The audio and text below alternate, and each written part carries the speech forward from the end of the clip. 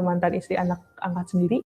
Apa kalian tahu? Dia aja nanya, emang boleh ya menikahi mantan istri anak angkatnya sendiri?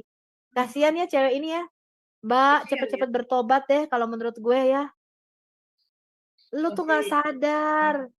Itu ayat Teresia Pardede, ya Tere Pardede, Agustan, Donditan, Ahmad Kainama, ya.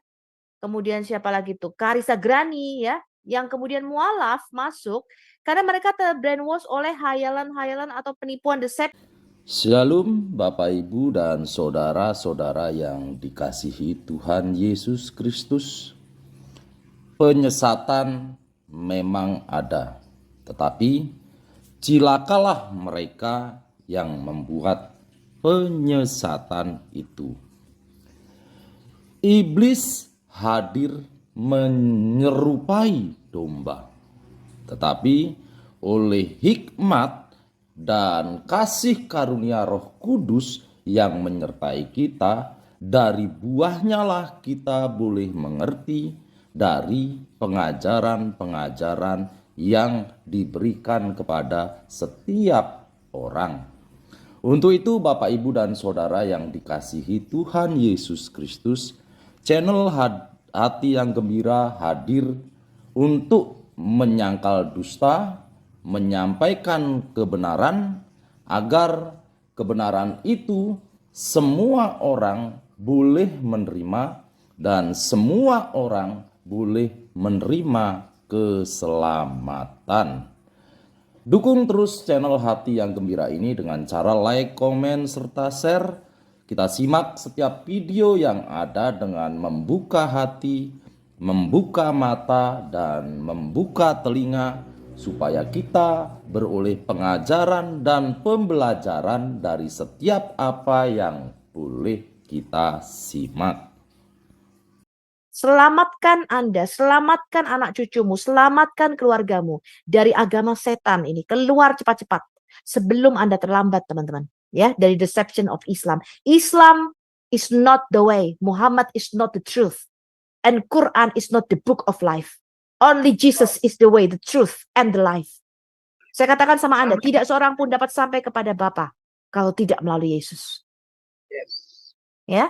Nah, sekarang kita lihat dulu bagaimana Muhammad menggunakan ayat-ayat firman Tuhan yang kalian hafalkan dalam bahasa Arab itu yang nggak guna itu. Ya, kalian mencoba mengasahkan dalam bahasa Arab tapi artinya nggak tahu. Yang kalian hafalin itu cuman ayat-ayat untuk kesenangan Nabi Momo, teman-teman. Tema kali ini setelah kemarin kita membongkar ayat menyusui dewasa di dalam Quran, kita kali ini akan membongkar 16 hak istimewa Muhammad. 16 Ganteng ya Muhammad. Iya. Muhammad ini punya hak istimewa, bayangin teman-teman.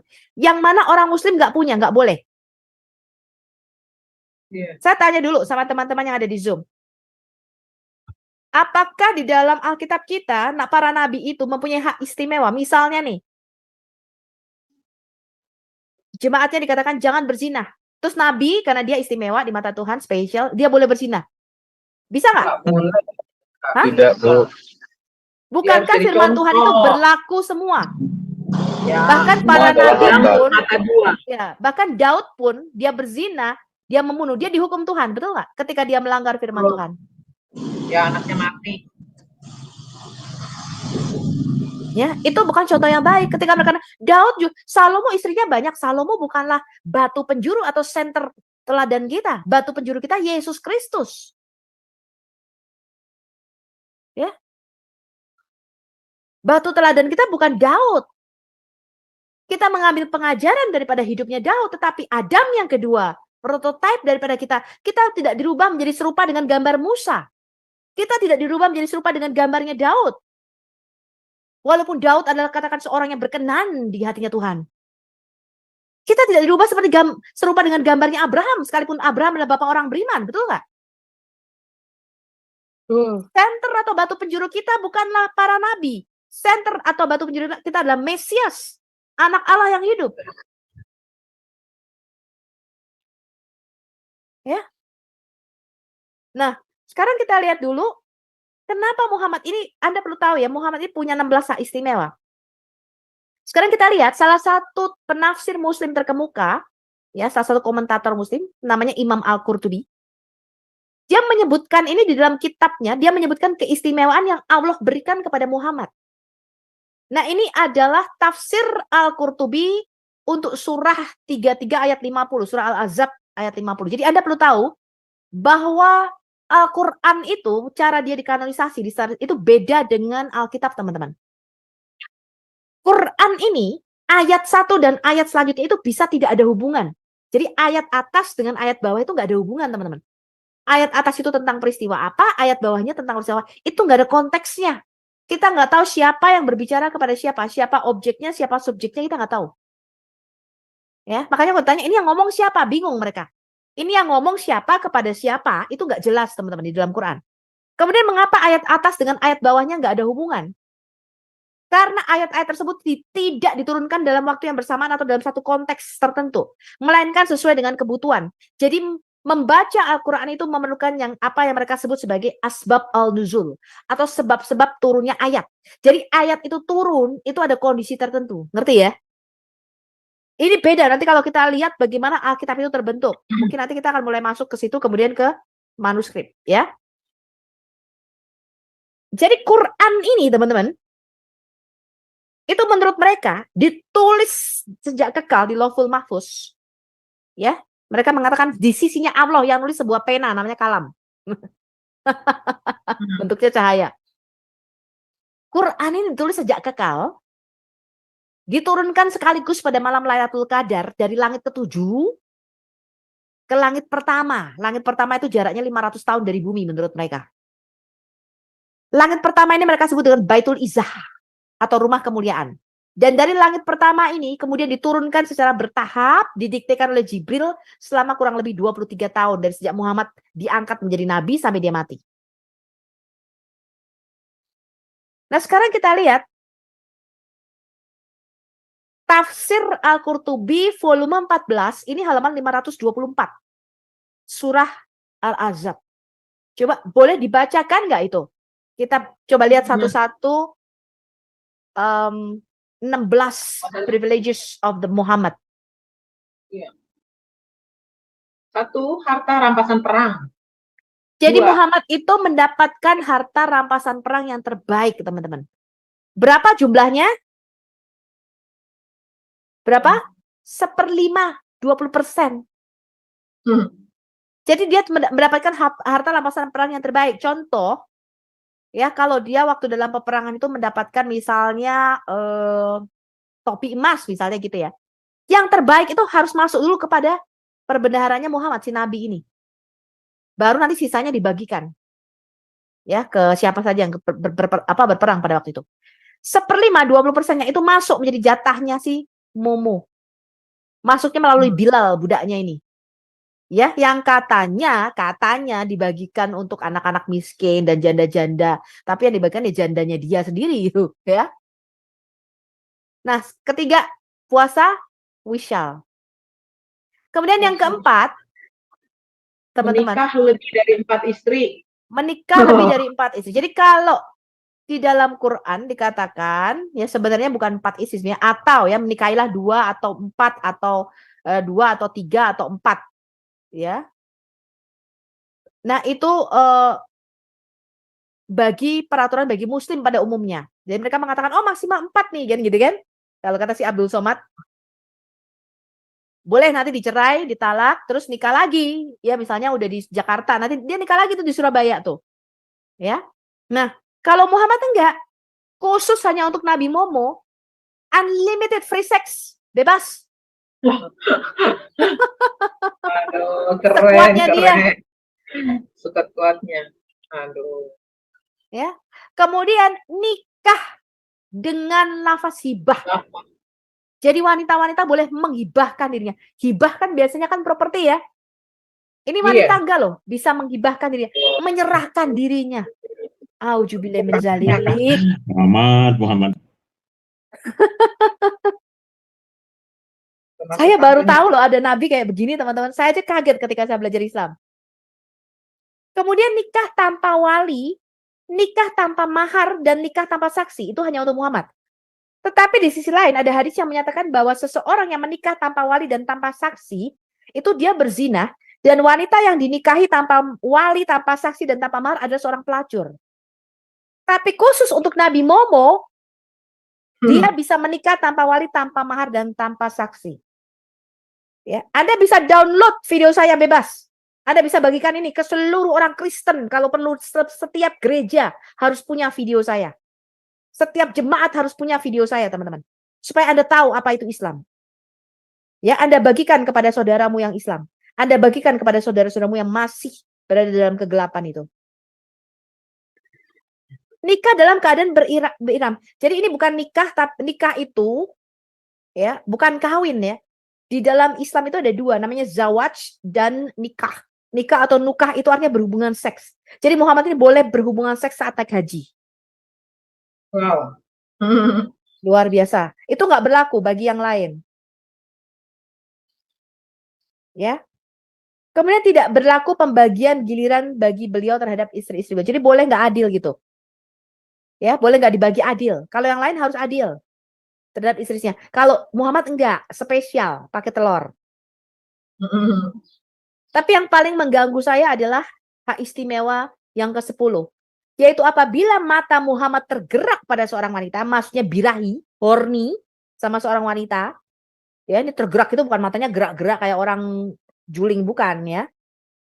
Maka suaminya, kalau dia menginginkan wanita itu, matanya dijatuhkan pada seorang wanita, dia birahi kepada wanita itu, maka suami daripada wanita itu wajib mentalak istrinya untuk beliau.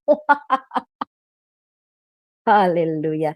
Dan Nabi, ya, Nabi SAW ini, sallallahu, itu halal menikahi wanita tersebut. Ibnu Al-Arabi berkata, beginilah yang dikatakan oleh Imam Al-Haramain. Penjelasan ini contohnya seperti ketika ulama-ulama menceritakan kisah nanti yang kita lihat secara khusus pada video kali ini adalah Zaid dan istrinya Zainab. Ya, ini yang menyebabkan Pak Gracia Pelo masuk ya, ditahan. Ya, karena membacakan kisah ini. Nanti saya akan bacakan lebih detail lagi ya. Jangan takut. Nabi SAW membebaskan Safiyah ke-10, menjadikannya kebebasan sebagai mahar. Kemudian 12, memasuki Mekah tanpa pakaian ihram. Sedangkan hak untuk tidak memakai ihram hanya berlaku bagi mukmin lainnya. Namun hal ini menimbulkan perdebatan pendapat di kalangan ulama. 13, melakukan perang di Mekah. Padahal harusnya di Mekah itu tidak boleh ditumpahkan darah, teman-teman. Katanya karena area haram. Ya, nggak boleh ada darah, nggak boleh ada peperangan di situ. Kemudian Nabi SAW itu tidak punya ahli waris, teman-teman. Ya, sedangkan bagian ini dimasukkan pada bagian yang dihalalkan bagi beliau karena apabila ajal seseorang sudah dekat, maka akan hilang kebanyakan dari hartanya. Jadi akan diambil, disisakan cuma mungkin 5 bagian, 5% gitu ya. Dan tidak ada yang tersisa kecuali sepertiganya. Dan bagian Nabi SAW itu ternyata nggak dibagiin, jadi dia nggak punya ahli waris, teman-teman. Ya, sorry, 30%, bukan 5%. Jadi biasanya kalau orang itu mati, kalau dia punya ahli waris, itu semuanya diambil, 70%-nya, disisain cuma sepertiga. Tapi untuk Muhammad ini enggak.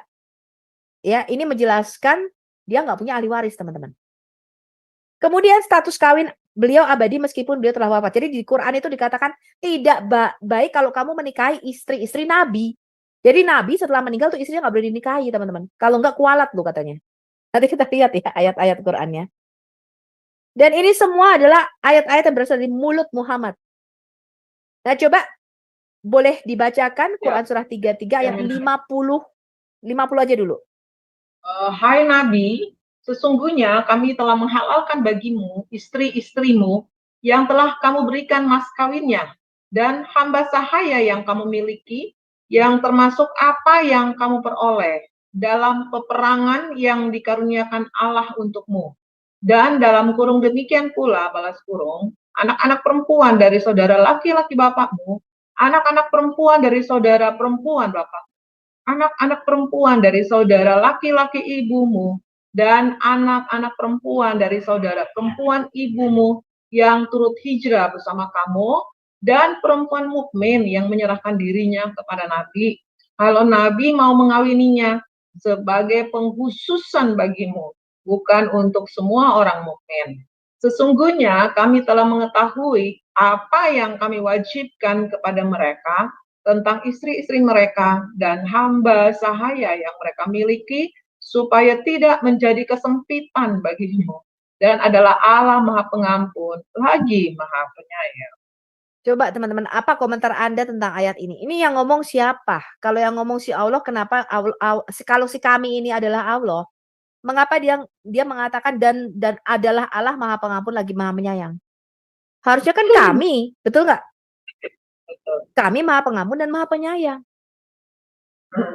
Siapa ini si kami ini? Coba ada yang mau memberikan komentar dulu nggak ini? Banyak sekali nih yang dihalalkan, termasuk budak-budak ya. Makanya sekarang itu TKW dilarang ya sama Jokowi ke Arab. Kenapa? Karena pada diperkaos. Karena budak-budak itu nanti kalau kita membahas khusus ya namanya milkul yamin. Nanti kita akan bahas secara khusus ya mengenai perkawinan di dalam Islam. Itu dihalalkan teman-teman untuk dinikahi. Ya bahkan saya tanya pembantu saya, kamu kalau ke Arab kerja itu kamu boleh disetubui sama tuanmu? Iya, boleh katanya memang halal. Itu yang diajarkan ustadzmu? Iya katanya. Terus kemudian aku tanya, kamu kalau baca Quran, saya kasih di Alkitab, kamu kalau baca Quran, itu kamu ngerti nggak artinya? Enggak. Jadi kamu cuma bacanya dalam bahasa Arab, saya tanya sama pembantu saya. Iya. Jadi dia nggak ngerti artinya. Ketika saya bilang, nanti dapat 72 bidadari, apa dia nggak ngerti kayak gitu-gitu teman-teman. Dia hanya berpikir bahwa kalau Quran ini adalah kitab yang turun daripada Allah. Allah itu agamanya Islam. Pokoknya kalau gue menghafalkan Quran dalam bahasa Arab, gue mendapatkan pahala, nanti gue masuk surga. Kenapa pembantunya suara mirip Yuni ya? Jangan dong. Yuni kan tukang jual boneka, masa pembantu. Ya. Bayangin itu saya satu prihatin sekali tuh ada apa namanya? Panti asuhan apa namanya? Di Jakarta ya. Iya. Itu yang khusus menampung anak-anak hasil pemerkosaan di Arab, teman-teman. Jadi campur-campur semua tuh anaknya di situ. Ya, tapi nggak boleh diadopsi karena Muhammad membatalkan adopsi dalam kasus Zaid dan Zainab, nanti kita lihat ya, supaya dia bisa meniduri mantan istri mantunya ini, mantan istri anaknya ini, ya, mantunya sendiri ini. Nah, nanti kita lihat dulu nih surah 33 ayat 50 ini latar belakangnya apa nih teman-teman? Ya. Kalau menurut teman-teman, apakah wajar ini Allah memberikan lisensi untuk seks bebas kepada Muhammad? Tidak wajar. Iya, ini perkataan siapa ini? Buatan kami itu kelompok-kelompoknya, Bu. Iya, siapa kami ini? Buatan siapa nih si kami ini? Kelompoknya, unjuk-unjuknya. Dibayar berapa nih sama Muhammad nih? Ya, semua perempuan mukmin yang bisa menghibahkan dirinya, ini sebenarnya bukan Nabi mau mengawininya ya. Ini bahasa Asia bukan kawin, tapi nukah, artinya boleh berhubungan seks. Itu nggak dinikahi, nggak diberikan mahar, teman-teman. Jadi perempuan yang menghibahkan dirinya tidak dikasih mahar. Nanti saya kasih ada buktinya. Jadi cuma untuk apa? Seks, hubungan seks aja. Dan ini hak untuk Muhammad. Apa hubungannya Allah dengan panty atau celana dalamnya Muhammad? Kok urusan kawin-mengawin terus nih? Ini bukan dikawin ya, tidak diberikan mahar, nanti kita lihat. Cuma dinikahi. Salah satu yang dinikahi, nanti saya berikan listnya, ada 61 wanita yang menghibahkan dirinya. Salah satu yang dinikahi adalah Khawlah binti Hakim, yaitu bibi daripada Muhammad itu sendiri. Ya, yang disetubui sama Muhammad. Kemudian dikatakan begini, ketika wanita-wanita udah datang, turun ayat lagi nih. Jadi nanti kita lihat backgroundnya, Aisyah ngomong begini, malu nih wanita-wanita kok menghibahkan dirinya, wanita merdeka, apakah mereka tidak tahu malu menghibahkan dirinya kepada seorang laki-laki? Kemudian kata Muhammad, turun ayat 51 ini. Kamu boleh menangguhkan menggauli siapa saja yang kamu kehendaki di antara mereka. Ini asbab al-nuzul. 33 ayat 51 ya. Dan boleh pula menggauli siapa yang kau kehendaki. Jadi dia bilang, wah dari wanita-wanita yang datang ini, yang dia suka boleh dia gauli. Yang dia nggak suka boleh ditahan katanya. Nggak usah digauli katanya. Turun ayat ini teman-teman. Ini aku lihatin nanti nih hadisnya. Dan siapa-siapa yang kamu ingini untuk menggaulinya kembali dari perempuan yang telah kamu cerai, maka tidak ada dosa bagimu. Oh. Ya. Ini ayat ini ya. Jelas-jelas ini buatan si Momo. Perhatikan tadi. Dan setiap wanita mukmin, wanita beriman yang dedicated mengabdikan dirinya kepada Nabi boleh menyerahkan dirinya. Jika dia ingin nukah, dia ingin berhubungan seks dengan Nabi itu boleh. Dan ini kekhususan hanya bagimu, bukan untuk orang-orang Muslim lainnya. Nah, coba sekarang dibacakan dulu nih. Ini adalah hadis sahih Imam Bukhari 4721. Coba bacakan dulu. Ya. Telah menceritakan Dari kepada atas, kami, dari atas coba Bu. bolehkah seorang wanita menghibahkan dirinya kepada seseorang? Wow, keren. Jadi ini subjudulnya kalau Anda lihat kitab aslinya adalah wanita-wanita yang menghibahkan dirinya kepada Muhammad. Cuman saya juga bingung itu kenapa hadits.id sekarang kok susah sekali untuk dibuka, ya. Judulnya adalah wanita-wanita yang menghibahkan dirinya untuk Muhammad. Coba kita baca dulu. Telah menceritakan kepada kami, Muhammad bin Salam telah menceritakan kepada kami, Ibnu Fudlalil telah menceritakan kepada kami Hisham dari bapaknya. Ia berkata, Kaulah binti Hakim adalah termasuk salah seorang dari para wanita yang telah menghibahkan dirinya kepada Nabi Shallallahu Alaihi Wasallam. Maka Aisyah pun berkata, tidakkah seorang wanita itu merasa malu saat menghibahkan dirinya kepada seorang laki-laki? Maka ketika ayat ini turun, turjun man natasyanona bla bla bla, aku berkata, wahai Rasulullah, tidakkah aku melihat Rabbmu kecuali dia mempercepat hasrat Anda? Wah, ini diriwayatkan oleh Abu Sa'id al-Mu'addibi, Muhammad bin Bishr dan Abda dari Hisham dari bapaknya dari Aisyah, dan sebagian mereka menambah atas sebagian yang lain.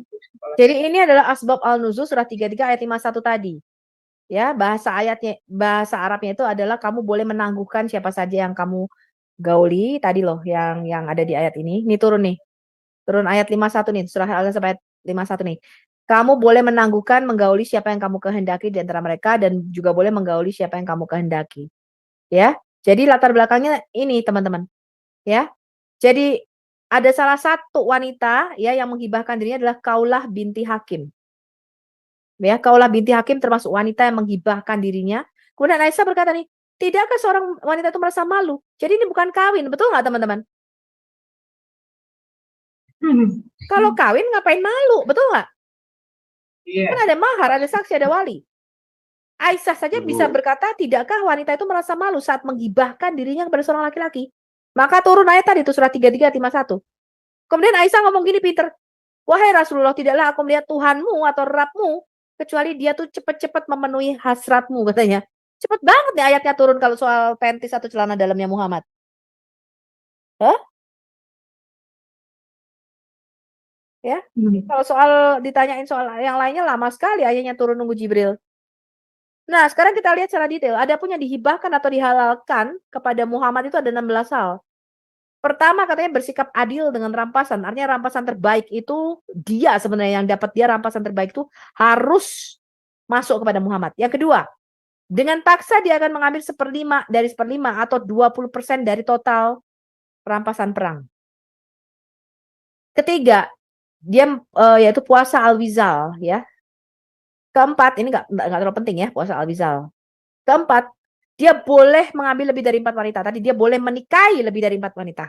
Kelima, menikah, yastanki. Ini menikah ini ada bersetubuh, bukan kawin, bukan zawaj.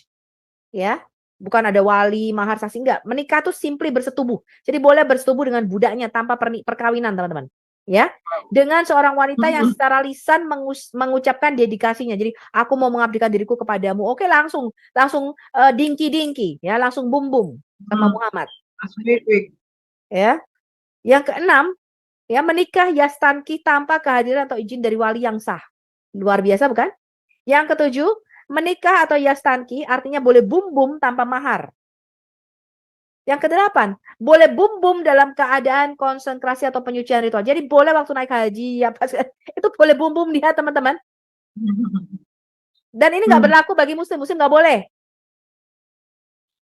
Kesembilan, dia boleh membatalkan sumpah yang dia buat kepada istri-istrinya. Hello. Jadi dia udah sumpah, dia boleh batalin. Ini dalam kasus, nanti kita lihat ya di surah Al-Ahzab juga. Dan surah At-Tahrim, ya, surah 66 ayat pertama, ya. Ke-10, jika Muhammad melihat seorang wanita dan menginginkannya, maka suaminya perlu menceraikannya dan Muhammad menikahinya. Ibn al-Arabi berkata, inilah yang juga dikatakan oleh pelayan dua masjid suci, seperti yang jelas-jelas bagi para ulama dari kisah Zaid, ya. Jadi kalau Muhammad birahi sama seorang wanita, matanya menjatuhkan dijatuhkan kepada seorang wanita, dia menginginkan wanita itu, suaminya wajib harus menceraikannya supaya Nabi boleh bum-bum, boleh dingki-dingki sama wanita itu. Wow. Ke-11. Itulah hak istimewa ya.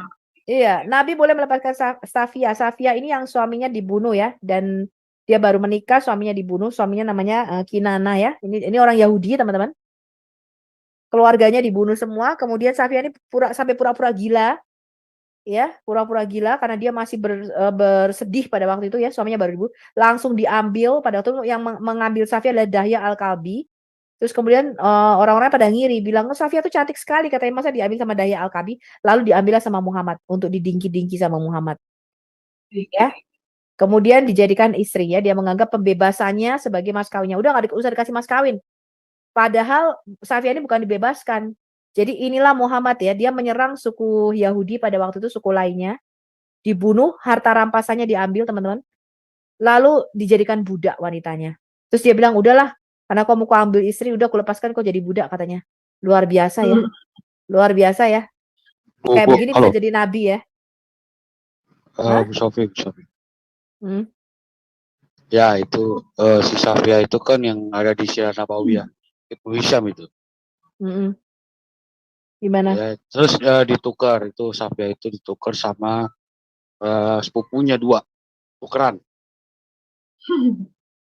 Jadi si Nabi sama yang mendapat si Safia itu tukeran cewek, 1 lawan 2. Tapi bahkan ada yang dikasih budak-budak juga tuh si Dahya Al-Kalbi. Dibeli kan? Dibeli, dikasih cewek-cewek lain. Udah lu jangan anu Safia, dikasih dia cewek-cewek lain. Bahkan ya gua ada catatan itunya ya. Katanya sih waktu si selakinya Safia dibunuh itu, si Safia lagi pangku sama Momo. Safia kenapa? Dipangku sama Momo. Waktu lakinya dibunuh, Safia dipangku sama Momo, ngeliatin laki dibunuh. Ngeri. Ya, itulah kekejaman ya. Untung kita mengikuti Yesus ya, yang tidak melakukan semuanya itu ya. Yesus nggak pernah ini. Bayangin coba kalau Rasul Paulus, Petrus, atau Yesus, dia mengatakan jika Paulus menjatuhkan matanya pada seorang wanita, maka suami dari wanita itu perlu menceraikannya supaya Paulus boleh menikahinya. Haji. Ya. Ke-12, dia boleh memasuki Mekah tanpa dalam keadaan bersuci. Ke-13, dia boleh berperang di Mekah. Waduh, luar biasa ya teman-teman ya. Ke-14, dia sama sekali tidak punya ahli waris siapapun. Ya. Jadi ketika Muhammad disumpah mau mendekati kematian, ya, sebagian besar harta itu biasanya diambil gitu ya. Kalau orang biasa disisakan 1/3, tapi kalau Nabi itu nggak ada, makanya dia nggak punya ahli waris ya. Dan ini dibuktikan dalam ayat warisan dan surat Maryam. Ini yang nulis bukan saya tapi Al-Qurtubi ya. Ke-15, perkawinannya masih dianggap efektif setelah kematiannya. Jadi nggak ada yang boleh kawin sama istri-istrinya Momo nih. Kemudian ke-16, jika dia menceraikan seorang wanita, ya, dia tetap dilarang untuk semua orang dan tidak boleh kawin.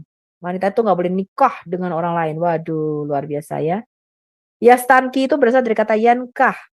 Karena dikatakan dalam bentuk yang berbeda nakaha dan istankaha, seperti yang dikatakan ajab dan istajab. Jadi diperbolehkan menggunakan kata istankaha, artinya orang yang meminta pernikahan atau melakukan hubungan seksual. Jadi kata nikah itu artinya memasukkan sesuatu ke dalam sesuatu yang lain, teman-teman.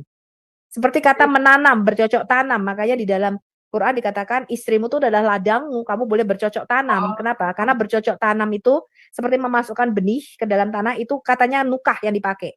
Jadi kata nukah itu memasukkan sesuatu ke dalam sesuatu yang lain, itu katanya nukah. Ya. Bukan kawin ya, kawin itu zawaj ya, itu dengan wali dengan jadi hanya masuk-masukan aja gitu ya. Ya, masuk-masukan aja. Iya, memasukkan, misalnya menukahkan pensil ke dalam botol. Nah, itu menukah ya. Nukah. Nah, juga Anda perlu ingat bahwa ketika iblis ya ceritanya di dalam Quran ya di dalam Islam, iblis itu kan diusir tuh dari janahnya Islam katanya. Ketika diusir tuh dia kan cuma seorang diri, tapi dia punya anak katanya, anak-anaknya iblis, keturunannya iblis, anaknya iblis. Nah, di dalam tafsir dikatakan dari mana nih iblis kok bisa dapat anak? Jadi iblis itu punya dua alat kelamin, teman-teman. Di paha kanan dan paha kiri. Di paha Baik. kanannya alat kelamin laki-laki, paha kirinya VJJ. Jadi iblis itu nukah dengan Oh. dirinya sendiri. Jadi dia memasukkan paha kanan dengan paha kirinya sendiri.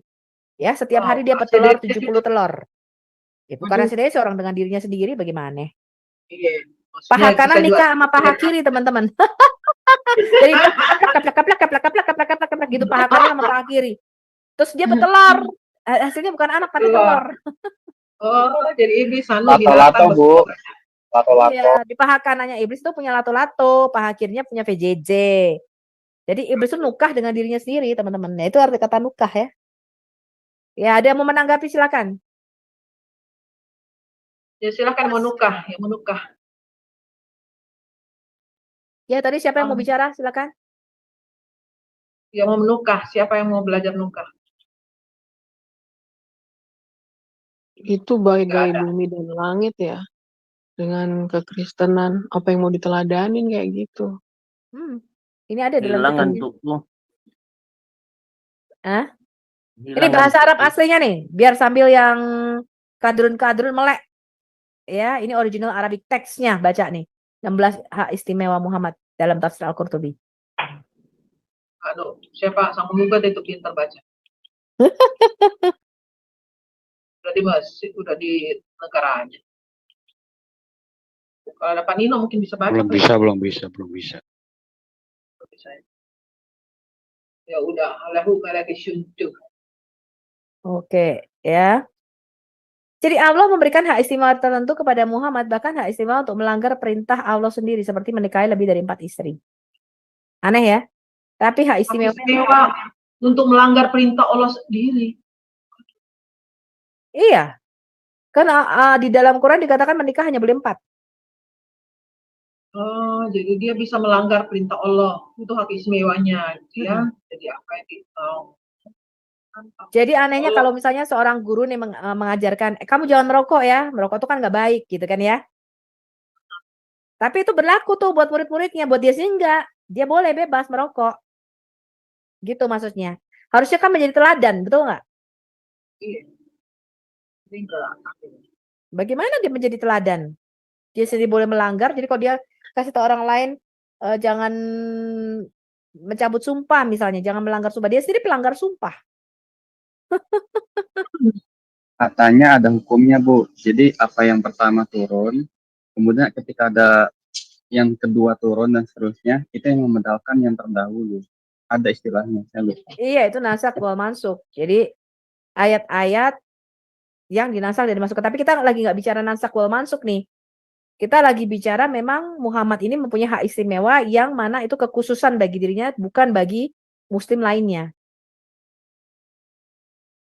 Ya, ini Ya. ada Bu Sabina mau bertanya. Silakan Bu Sabina. Iya Bu, saya pernah dengar untuk kasus beristrikan Safia itu, saya pernah dengar ada ustadz yang bilang itu katanya sebenarnya sudah ada hubungan Safia dengan Baginda, karena kan dia sebenarnya pengantin baru Yahudi itu dia.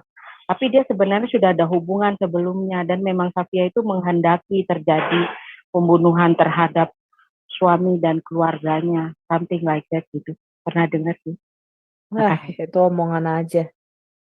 Ya, tuh omongannya aja. Berarti kalau pernah ada hubungan berarti Muhammad berzina dengan istrinya orang.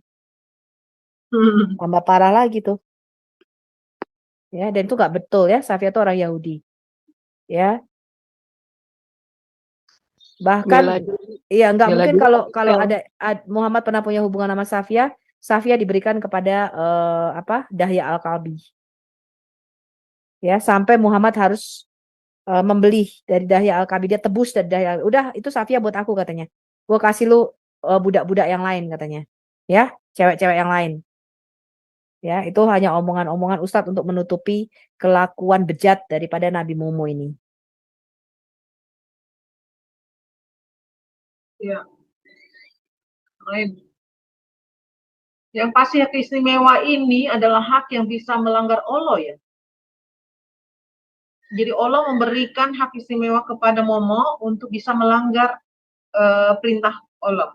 Ya nggak ada lah si Allah, itu semua kan perkataannya si Momo. Ayat-ayat Al-Quran Iya. itu kan si Momo yang ngomong. Dia mengatasnamakan ini ayat dari Allah. Dan nanti kita Iya, lihat ya. makanya. Benar-benar. Nah, seorang muslim tidak dapat mengklaim bahwa ini hanyalah interpretasi atau pendapat keliru Al-Qurtubi karena Quran sendiri menyebutkan bagaimana Allah menikahkan Muhammad dengan janda cerai Zaid. Tradisi memberikan rincian tambahan dan memberitahu kita bahwa keinginan Muhammad untuk memperistri Zainab ini menyebabkan Zaid menceraikannya. Nah, coba ini. Nah, ini agak panjang nih, jadi bisa boleh berganti-ganti baca nih, silakan. Ya, silakan Bapak Ibu. Ini Baca, diambil baca. dari website Asi Syariah ya. Ini jadi Ayo, tanya baca jawab dong. syariah. Ayo, siapa yang baca? Gak ada yang mau baca, aku baca lagi. Saya ingin menghibahkan diri kepada Fulan. Demikianlah, sebentar. Demikian keinginan yang terucap dari seorang wanita. Ungkapan seperti ini tidak hanya sekali, 2 kali kita mendengarnya dan dinyatakan oleh lebih dari 2-3 wanita. Mereka berdalil dengan para sahabiah yang menawarkan diri mereka untuk dinikahi oleh seorang yang syalih ataupun ditawarkan oleh para wali mereka. Namun sebenarnya ungkapan menghibahkan diri tidaklah tepat, bahkan tidak halal bagi seorang wanita menghibahkan dirinya kepada seorang laki-laki. Aduh, kayak proyek hibah aja ya.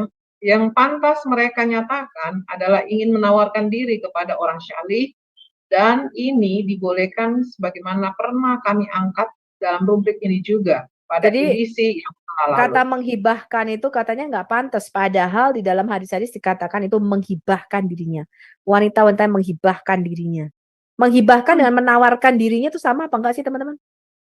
Menawarkan diri dan menghibahkan. Menawarkan diri belum tentu disuka, tapi dia Sama. Mirip juga. Sama Tapi deh, kalau Bu. menghibahkan dibutuhkan dan dia berikan. Seperti tantenya kan menghibahkan diri ya. ada perantaranya pemainnya lain. Nih, Ada kebutuhan. Ini ada kebutuhan. ya, ini jawaban mereka ya katanya. Menghibahkan diri kepada seorang lelaki tidaklah dibolehkan karena dipahami bahwa nantinya si lelaki menikahi si wanita tanpa mahar dan tanpa wali. Jadi orang yang menghibahkan dirinya itu seperti Muhammad, ya. Itu nggak dikawini teman-teman. Ngerti ya? Ya. Ya udah Jadi langsung aja dibunuh. menghibahkan itu artinya dia tidak mau. Dia tidak mau, sebenarnya bisa aja dia nggak mau, tapi karena dibutuhkan yang satu mau, harus. Gitu. Itu menghibahkan. Beda menawarkan. Kalau menawarkan, ya perempuannya ganjen, berikan dirinya, belum tentu disuka. Jadi mau tidak mau harus. Nih jawaban mereka ya. Menghibahkan diri kepada seorang lelaki katanya tidaklah dibolehkan karena dipahami nantinya si lelaki akan menikahi si wanita tanpa mahar dan tanpa wali. Seperti yang berlaku secara khusus bagi Rasulullah. Tapi tidak bagi umat beliau. Sebagaimana Allah berfirman tentang hal ini ketika menyebutkan wanita-wanita yang halal dinikahi oleh Muhammad. Jadi Muhammad ini boleh menikah tanpa mahar, tanpa wali, dan tanpa saksi dalam kasus wanita-wanita yang menghibahkan dirinya, teman-teman. Luar biasa ya. Ini loh tadi surah Al-Ahzab ayat 50. Dan dihalalkan pula bagi Nabi wanita-wanita mukminah yang menghibahkan dirinya kepada Nabi. Jika memang Nabi berkeinginan untuk menikahinya. Hal ini sebagai pengkhususan bagimu, bukan untuk semua kaum mukminin. Enak kali kau Nabi Momo. Pokoknya. Enak kali kau Nabi Momo. Ya paling boleh enak berhubungan dengan semua wanita bebas. Asal mau sama mau. Ya. Al-Imam Ibnu Jarir At-Tabari, ini Imam At-Tabari ya. Dalam tafsirnya dikatakan nih, Allah mengatakan kami menghalalkan bagi Nabi Muhammad wanita mukminah yang menghibahkan dirinya kepada beliau tanpa mahar. Luar biasa ya. Ibnu Jarir melanjutkan firman Allah menyatakan bila nabinya berkenan mau bersetubuh dengan wanita tersebut, maka hal itu halal bagi beliau tanpa mahar. Dan ini kekhususan bagi Muhammad. Yang berarti tidak halal bagi seorang pun dari umatnya untuk mendekati wanita yang menghibahkan dirinya kepadanya. Jadi nggak boleh kalau laki-laki muslim lainnya itu mau kepada wanita yang menghibahkan dirinya. Hukum ini hanyalah untukmu wahai Muhammad secara khusus. Yang aku khususkan bagimu dan itu tidak berlaku bagi seluruh umatmu. Waduh. Hanya privilege. Wow, Ya kalau jelas laki-laki banget. nawarin hibah berarti LGBT dong. Bukan, maksudnya kalau ada perempuan menghibahkan dirinya, laki-laki muslim nggak boleh katanya, karena hal itu cuma khusus buat Muhammad. Coba bayangin nih, bagaimana jadinya kalau di Indonesia hukum ini diberlakukan, wanita-wanita boleh menawarkan dirinya kepada laki-laki, teman-teman. Apa nggak hancur itu hasilnya, anak-anak yang hidup di luar pernikahan? Hah? Sodom dan Gomora udah dipastikan lah Bu itu. Kalau hari ini ada seorang nabi nih ngaku-ngaku, gua nabi dari Allah, diutus oleh Allah. Terus dia bilang, siapa saja wanita-wanita boleh menyerahkan dirinya supaya aku bisa menyetubuhinya. Tanpa mahar, tanpa wali, dan tanpa saksi. Percaya nggak lu sama nabi itu? Hey, halo. Agak lah Bu. Kayak orang Mungkin gila itu. Iya kan? Kemudian Ibnu Jarir membawakan sanadnya sampai kepada Qatadah. Tentang firman Allah dikatanya, tidak boleh seorang wanita menghibahkan dirinya kepada seorang lelaki tanpa wali dan tanpa mahar, kecuali hanya Nabi Muhammad yang boleh melakukan hal itu. Hal ini merupakan kekhususan bagi beliau dan tidak berlaku bagi orang lain. Ini ada di Jami'ul Bayan, volume 10 halaman 310. Al-Imam Al-Qurtubi mengatakan, ulama sepakat tentang tidak dibolehnya seorang wanita menghibahkan dirinya, tapi boleh menawarkan dirinya. Dengar ya, kalau sekarang nggak boleh menghibahkan dirinya. Menghibahkan dirinya tuh hanya kepada Nabi Muhammad khusus, tapi boleh menawarkan dirinya. Ya, dengan lafaz hibah tidaklah sempurna suatu pernikahan, kecuali pendapat yang diriwayatkan dari Abu Hanifah dan murid-muridnya. Mereka berkata, apabila seorang wanita menghibahkan dirinya kepada seorang lelaki, lalu si lelaki mempersaksikan bahwa dirinya akan memberikan mahar kepada si wanita, maka hal ini dibolehkan. Boleh. Asy-Syakani menambahkan, adapun bila tanpa mahar maka tidak ada perbedaan pendapat bahwa hal itu khusus bagi Nabi. Loh, Bu, itu bukan yang di ayat mut'ah, Bu. Nah, ini beda lagi. Kalau mut'ah itu kawin kontrak, kesepakatan dua-duanya, bukan dihibahkan. Kalau hibah itu lu nggak perlu ngasih apa-apa, cong. Free. Murni, tidak ada. Kalau mut'ah, kamu harus memberikan maharnya setelah kamu menikmatinya. Rela. Iya. Kamu menikmatinya. Kawin kontrak misalnya 3 jam. Wajib lu kasih duit. Kalau menghibahkan ini enggak. Kamu enggak ngasih apa-apa, gratis. Gratis. Gila bener nih agama. Hancur. Ikrimah, Mujahid, Asy-Syabi, dan selain mereka, semuanya menyatakan bila ada seorang wanita menyerahkan dirinya kepada seorang lelaki, maka kapan lelaki itu masuk berduaan dengan si wanita, wajib baginya menyerahkan mahar yang biasa diterima. Nah, ini jadi kawin muta'ah, betul nggak? Iya, iya. Sebagaimana Rasulullah pernah menetapkan hal ini kepada Barwa bintu Wasyik, istri Hilal bin Murrah al-Ashijai. Barwa ini menghibahkan dirinya kepada Hilal yang kemudian menikahinya tanpa menyebutkan adanya mahar. Namun Hilal meninggal sebelum sempat menggauli istrinya. Maka Rasulullah menetapkan mahar untuk Barwa dengan mahar yang biasa diterima oleh wanita semisalnya. Coba baca yang garis merah itu, Bu. Yang garis merah, adapun bila seorang wanita menyerahkan dirinya kepada Nabi, maka tidak ada sesuatu pun yang wajib beliau berikan kepada si wanita. Wow. Sekalipun beliau sampai dukul dengannya. Dukul. Karena beliau boleh menikah tanpa mahar, tanpa wali, dan tanpa saksi. Itu namanya bukan nikah. Sebagaimana yang terjadi dalam kisah pernikahan atau dukul. Dukul pernikahan beliau dengan Zainab bintu Jasin. Seperti yang dikisahkan Anas bin bla bla. Zainab bintu Jas. Ya, nanti kita akan lihat nih kisah percintaan. Nah, coba nih. Ya, bacakan lagi coba. Kala selesai masa iddahnya Zainab, Rasulullah berkata kepada Zaid, pinangkan dia untukku dengan menyampaikan langsung kepadanya. Anas berkata, pergilah Zaid hingga datang ke tempat Zainab yang ketika itu sedang memberi lagi adonan rotinya. Kata Zaid, ketika aku melihatnya, terasa agungnya dia dalam dadaku, sampai-sampai aku tidak mampu memandangnya, dikarenakan Rasulullah menyebut dirinya atau ingin menikahinya. Aku pun membelakanginya dengan punggungku dan mundur ke belakang. Aku katakan, wahai Zainab, Rasulullah mengutusku untuk melamarmu.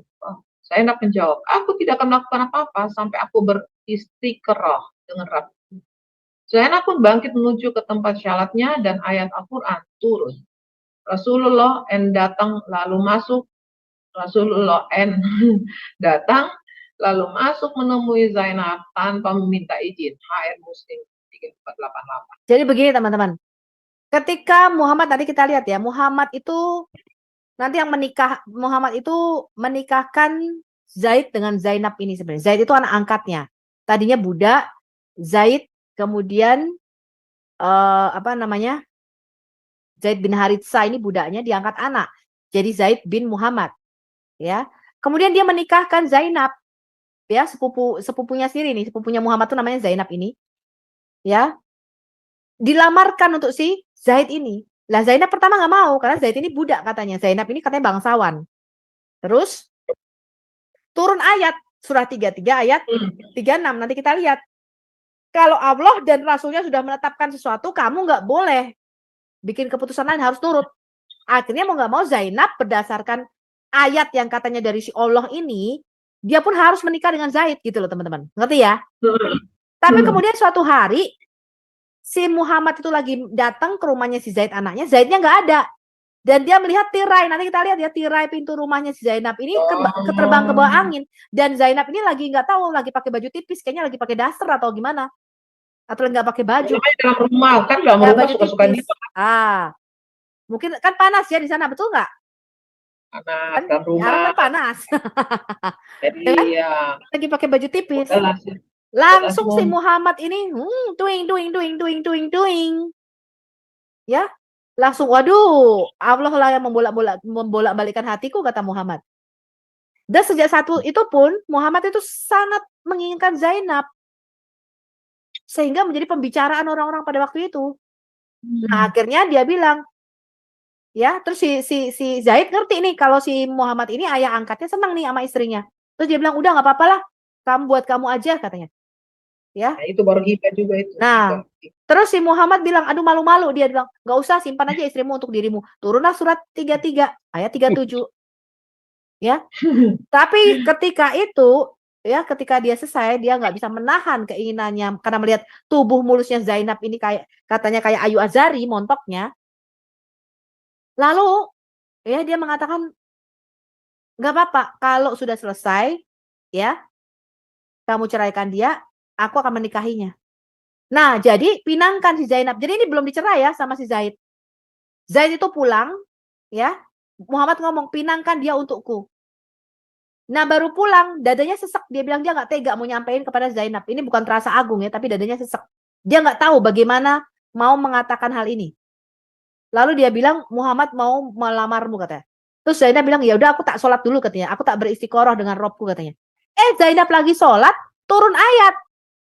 Kamu boleh menikahi si Zainab ini. Berdasarkan ayat itulah Rasulullah langsung masuk ke kamarnya Zainab. Langsung bum sama si Zainab ini.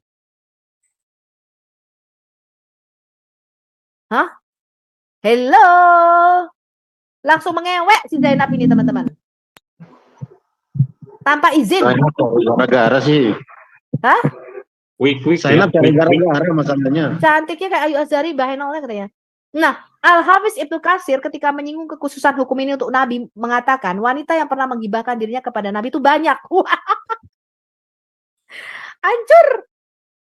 Gad, sebanyak berapa nih Gad wanita yang menggibahkan dirinya untuk Nabi banyak katanya? Nabi ompong. Nanti biasa penggugat yang nambahin ya. Sebagaimana kata Imam Al-Bukhari telah menyampaikan kepada kami, ini dari Imam Bukhari ya, Zakaria bin Yahya ia berkata telah menyampaikan kepada kami, Abu Usama ia berkata telah menyampaikan kepada kami, Hisham bin Urwah dari bapaknya dari Ummul Mukminin Aisyah berkata, aku merasa cemburu dengan para wanita yang menghibahkan dirinya kepada Nabi. Sampai aku berkata, apakah pantas wanita menghibahkan dirinya atau tidak malu? Lalu Allah menurunkan ayat tadi, surah 33 ayat 51. Engkau boleh menangguhkan menggauli siapa yang kau kehendaki di antara istri-istrimu. Dan boleh pula menggauli siapa yang kau kehendaki. Yang lu gak suka, jangan digauli. Yang lu suka, sikat gitu loh. Dan siapa-siapa yang kau ingin untuk menggaulinya, kembali dari wanita yang telah engkau tolak atau tinggalkan, maka tidak ada dosa bagimu. Dan kalau engkau ingin menggauli kembali, tadi wanitanya udah kau tolak, katanya, nggak ada dosa katanya. Dipanggil lagi. Aku berkata, kata Aisyah, tidaklah aku memandang Robmu kecuali mengadakan apa yang kau inginkan tanpa menundanya. Dan memenuhi kebutuhan ya, ketentuan yang kau sukai dan kau pilih. Jadi Aisyah ngomong, cepet banget sih Allah memenuhi hasratmu katanya. Kalau urusan bum-bum. Urusan bum. Oke, ada yang mau memberikan pendapat silakan. Ya, nggak ada ya. Terkukur atau ketiduran nih orang-orang. Ini berlaku Kalau bagi umatmu. Mas Nah, Silakan Sofi, siapa? Ya, kalau, ya. kalau menurut saya justru dia punya siasat, dia punya strategi itu udah dari awal ketika dia mengawinkan si Zainab dengan si Said. Karena Said ini kan anak angkatnya, bahkan mungkin lebih cocoknya kacungnya ya. Tadinya budak dari kecil, Budak, terus ya jadi kacungnya. anaknya. Jadi udah pasti nurut sama Muhammad kan. Jadi memang ini udah strategi dari awal, dia mau sama Zainab tapi dia nggak mau direct. Nah, jadi lewat tongkat estafet si Said ini. Karena usia perkawinannya kan juga nggak lama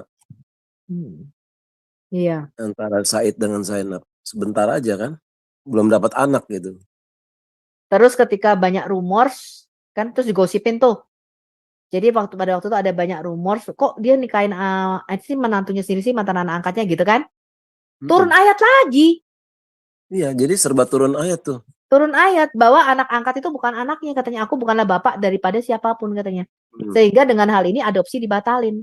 Dibalikin lagi tuh Zaid, Dengan jadi Zaid bin Muhammad lagi, namanya dibalikin jadi Zaid bin Harithah lagi. Dan Muhammad menyuruh dia maju perang supaya mati, katanya. Itu ceritanya pernah kita bahas. Ya kan artinya udah grand skenario-nya dia. Iya. Ya. Nah, ini supaya apa? Kenapa punya hak kekhususan? Supaya tidak menjadi kesempitan bagimu. Jadi, kalau bagi muslim-muslim lainnya itu kesempitan, kalau bagi Muhammad itu kesempatan, ya. Kesempatan dalam kesempitan. Dan Allah Maha Pengampun lagi Maha Penyayang. Tafsir Al-Qur'an Anil Azim, ya, volume 6 273. Ini nulis bukan saya ya. Ini loh, asyisyariah.com. Maksudnya bila misalnya seorang wanita mengatakan, aku mau menghibahkan diri kepada si Fulan itu maksudnya si Anu gitu ya. Lalu si Fulan menjawab, saya menerima wanita yang menghibahkan dirinya tersebut sebagai istri. 2, Said segan dan memandang mulia kepada Zainab karena Nabi ingin memberi istrinya. 3, Said datang kepada Zainab, loh kok malah memandang mulia? Orang istrinya mau diwikwi kok, ini kurang ajar. Aduh. Aduh. Saya tanya nih sama teman-teman di sini. Saya nggak tahu ya kalau orang begitu terhipnotis sampai nggak bisa melihat ya. Kalau kalian punya istri, kemudian Muhammad nih, contohnya kalian hidup di zaman Muhammad. Muhammad pengen istrimu disuruh cerai, istrimu itu disuruh ceraikan. Kira-kira lu kasih nggak istrimu itu kepada Muhammad? Enggak, Bu. Bunuh Muhammad. Enggak lah, Bu. Saya pukul tuh orang. Enak aja Muhammad. Lebih baik kita baku bunuh saja. 72 bidadari nggak apa-apa. Kita baku bunuh saja. Kalau saya kasih, Bu. Kasih balok 55. Kurang itu, Black Prince bukan balok 55. Nah, ini si Zaid ini saking terhipnotis atau iya, mungkin juga Zaid takut ya sama Muhammad. Karena kalau ada apa-apa ya, bunuh ya, bener nggak? Bahkan Zaid sendiri yang meminang Muhammad nih, Zaid datang kepada Zainab untuk menyampaikan pinangan Rasulullah dalam keadaan yang melihat Zainab sebagaimana kebiasaan mereka lagi bikin roti kali ya. Karena hal ini terjadi sebelum turun perintah berhijab. Ketika rasa segan menguasainya, Zaid pun mundur dan menyampaikan pinangan Rasulullah dalam keadaan memungkinginya agar ia tidak melihat Zainab. Yaitu turun ayat nih, maka tatkala Zaid telah menyelesaikan keperluannya terhadap istrinya, kami menikahkannya denganmu. Nah, itu nggak nunggu masa idah lagi, tadi langsung baru ngomong, baru mau sholat minta petunjuk si Allah, langsung dibum-bum sama Muhammad. Rasulullah kemudian masuk menemui Zainab tanpa meminta izin, karena berdasarkan ayat tadi langsung tuh tanpa menunggu masa idah, karena Allah telah menikahkan Zainab dengan beliau dengan ayat tadi. Belum juga ditalak ya. Belum ditalak sama Zaid, baru dibilang Muhammad mau meminang engkau, mau ngawinin engkau, mau nggak lu, katanya. Bapak angkatku mau kawinin engkau. Terus si Zainab bilang, ya udah gue doa dulu ya. Langsung dibum-bum. Zahir kalimat ini menunjukkan bahwa wanita yang menghibahkan dirinya kepada Nabi itu lebih dari satu, katanya. Ini ada di Fathul Bari volume 8 halaman 667. Ya, ini ada Quran surah 33 ayat 51 dan Sahih Bukhari 4788. Nah, Sekarang kita masuk nih, fokus bagaimana Zainab, kisah cinta antara Muhammad dan Zainab. Muhammad menginginkan Zainab karena melihat Zainab telanjang. Kita lihat ya kisah cintanya. Jadi, ini ada surah 33 ayat 36. Tadi saya katakan bahwa ayat-ayat di dalam Al-Quran itu kadang-kadang nggak berurutan, nggak beraturan, dan ayat berikutnya dengan ayat sebelumnya itu nggak berhubungan, teman-teman. Surah Al-Ahzab ayat 36 ini, dan tidaklah patut bagi laki-laki yang mukmin dan tidak pula bagi perempuan yang mukmin apabila Allah dan Rasulnya telah menetapkan suatu ketetapan akan ada bagi mereka pilihan lain tentang urusan mereka. Dan barang siapa durhaka, mendurhakai Allah dan Rasulnya, maka sungguhlah dia telah sesat yang nyata. Nah, ayat ini diturunkan berkaitan Muhammad melamar Zainab bintu Jahsh, sepupunya sendiri, mau dia berikan kepada Zaid, teman-teman. Ini kita lihat ya. Backgroundnya ini ada tafsir Al-Qurtubi, volume 14. Ini kita lihat halaman 465. Surah Al-Ahzab ayat 36 tadi, ya itu berkaitan dengan penyebab turunnya azab ini, penyebab turunnya ayat ini kok azab ini. Penyebab turunnya ayat ini atau asbab al-nuzul ayat ini adalah Qatadah, Ibnu Abbas dan Mujahid meriwayatkan ketika Muhammad mau mengutarakan sebuah khitbah atau lamaran kepada Zainab binti Jahsh, anak dari bibi Nabi atau sepupu Nabi. Nah, Zainab mengira lamaran itu untuk Muhammad, jadi mau dikawinin sama Muhammad, mau kawin sama sepupunya sendiri.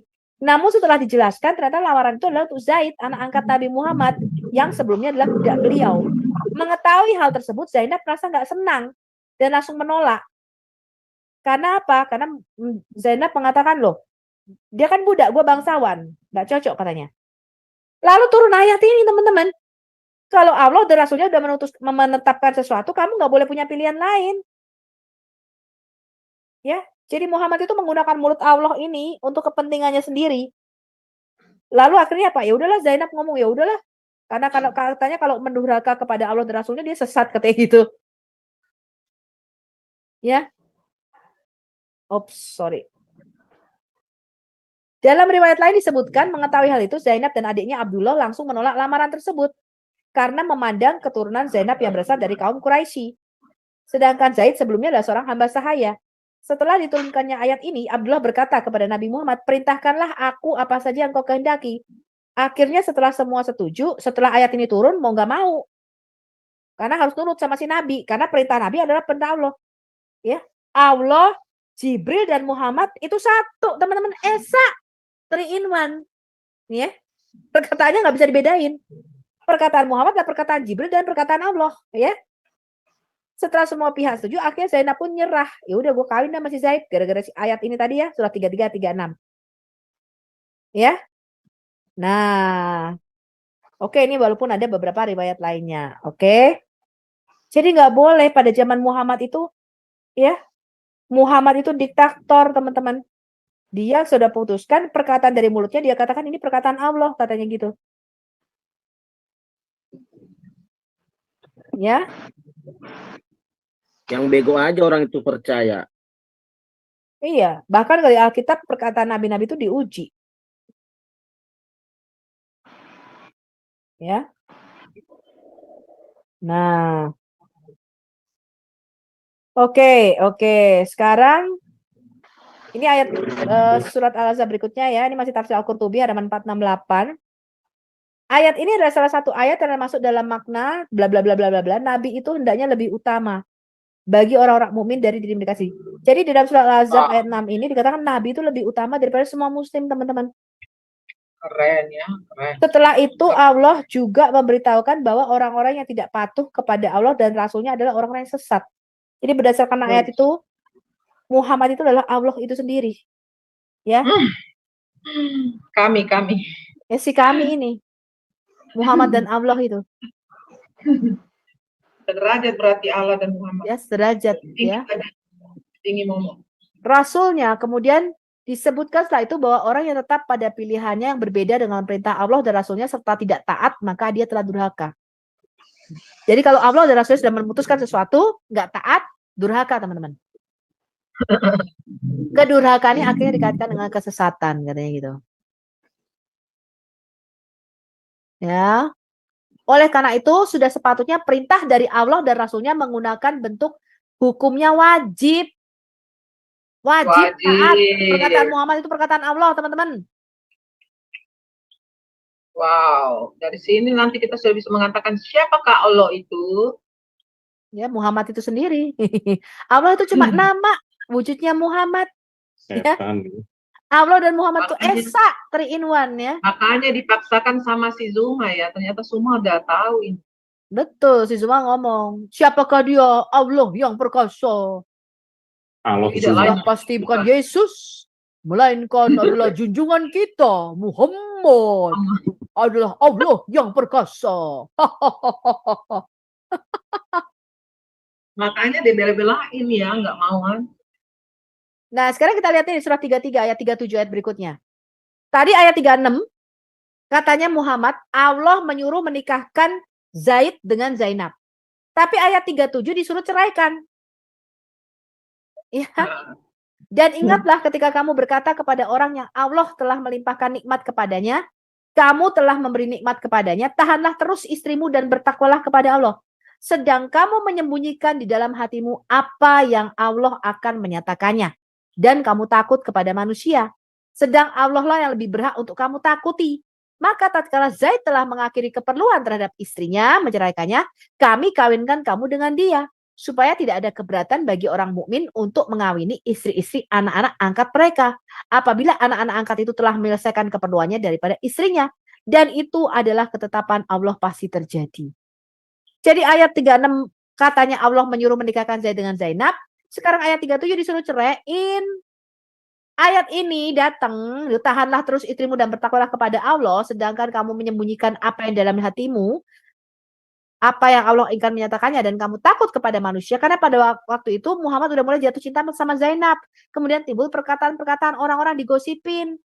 Ini ada ya orang kok naksir-naksiran sama mantunya sendiri. Nah, ketika Rasulullah menikahi Zainab, banyak orang-orang yang berkata, nih Anda lihat nggak nih di garis merah di bawah nih, halaman 470. Ketika Rasulullah menikahi Zainab, banyak orang-orang yang berkata Muhammad telah menikah dengan mantan istri dari anaknya. Banyak orang ngomong nih nggak baik, negatif ya kan? Turunlah ayat. Ayat tidak boleh. Tuhannya bisa diatur.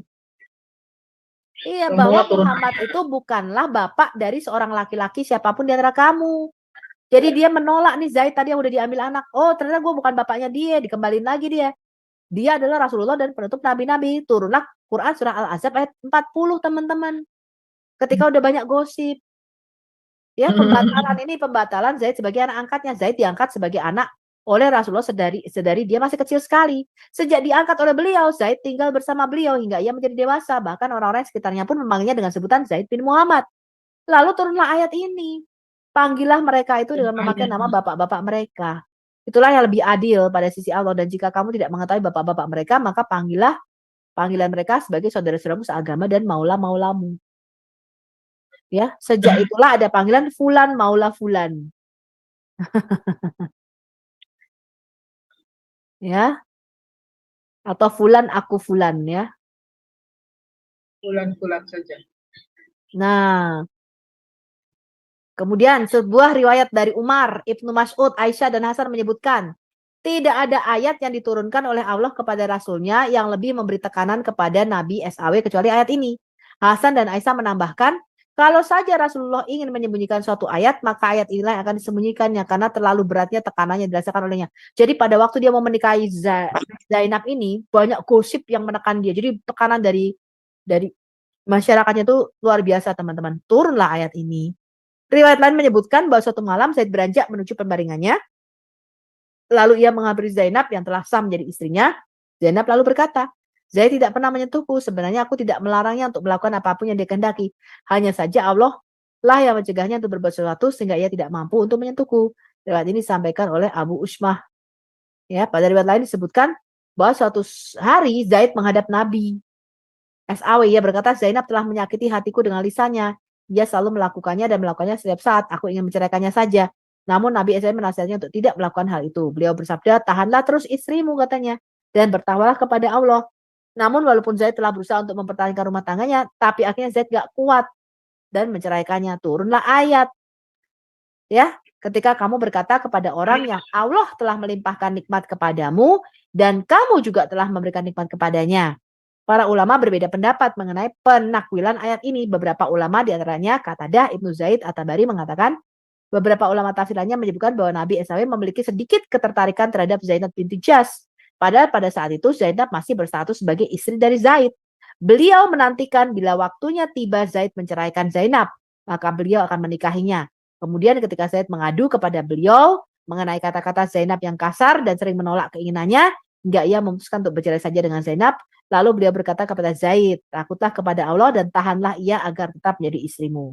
Beliau, Muhammad, sebenarnya menyembunyikan keinginan agar Zaid menceraikannya, meskipun beliau berkata seperti itu. Jadi sebenarnya Muhammad tuh pengen udah ceraiin aja deh, sebenarnya dia pengen begitu ya supaya aku bisa menikahinya katanya.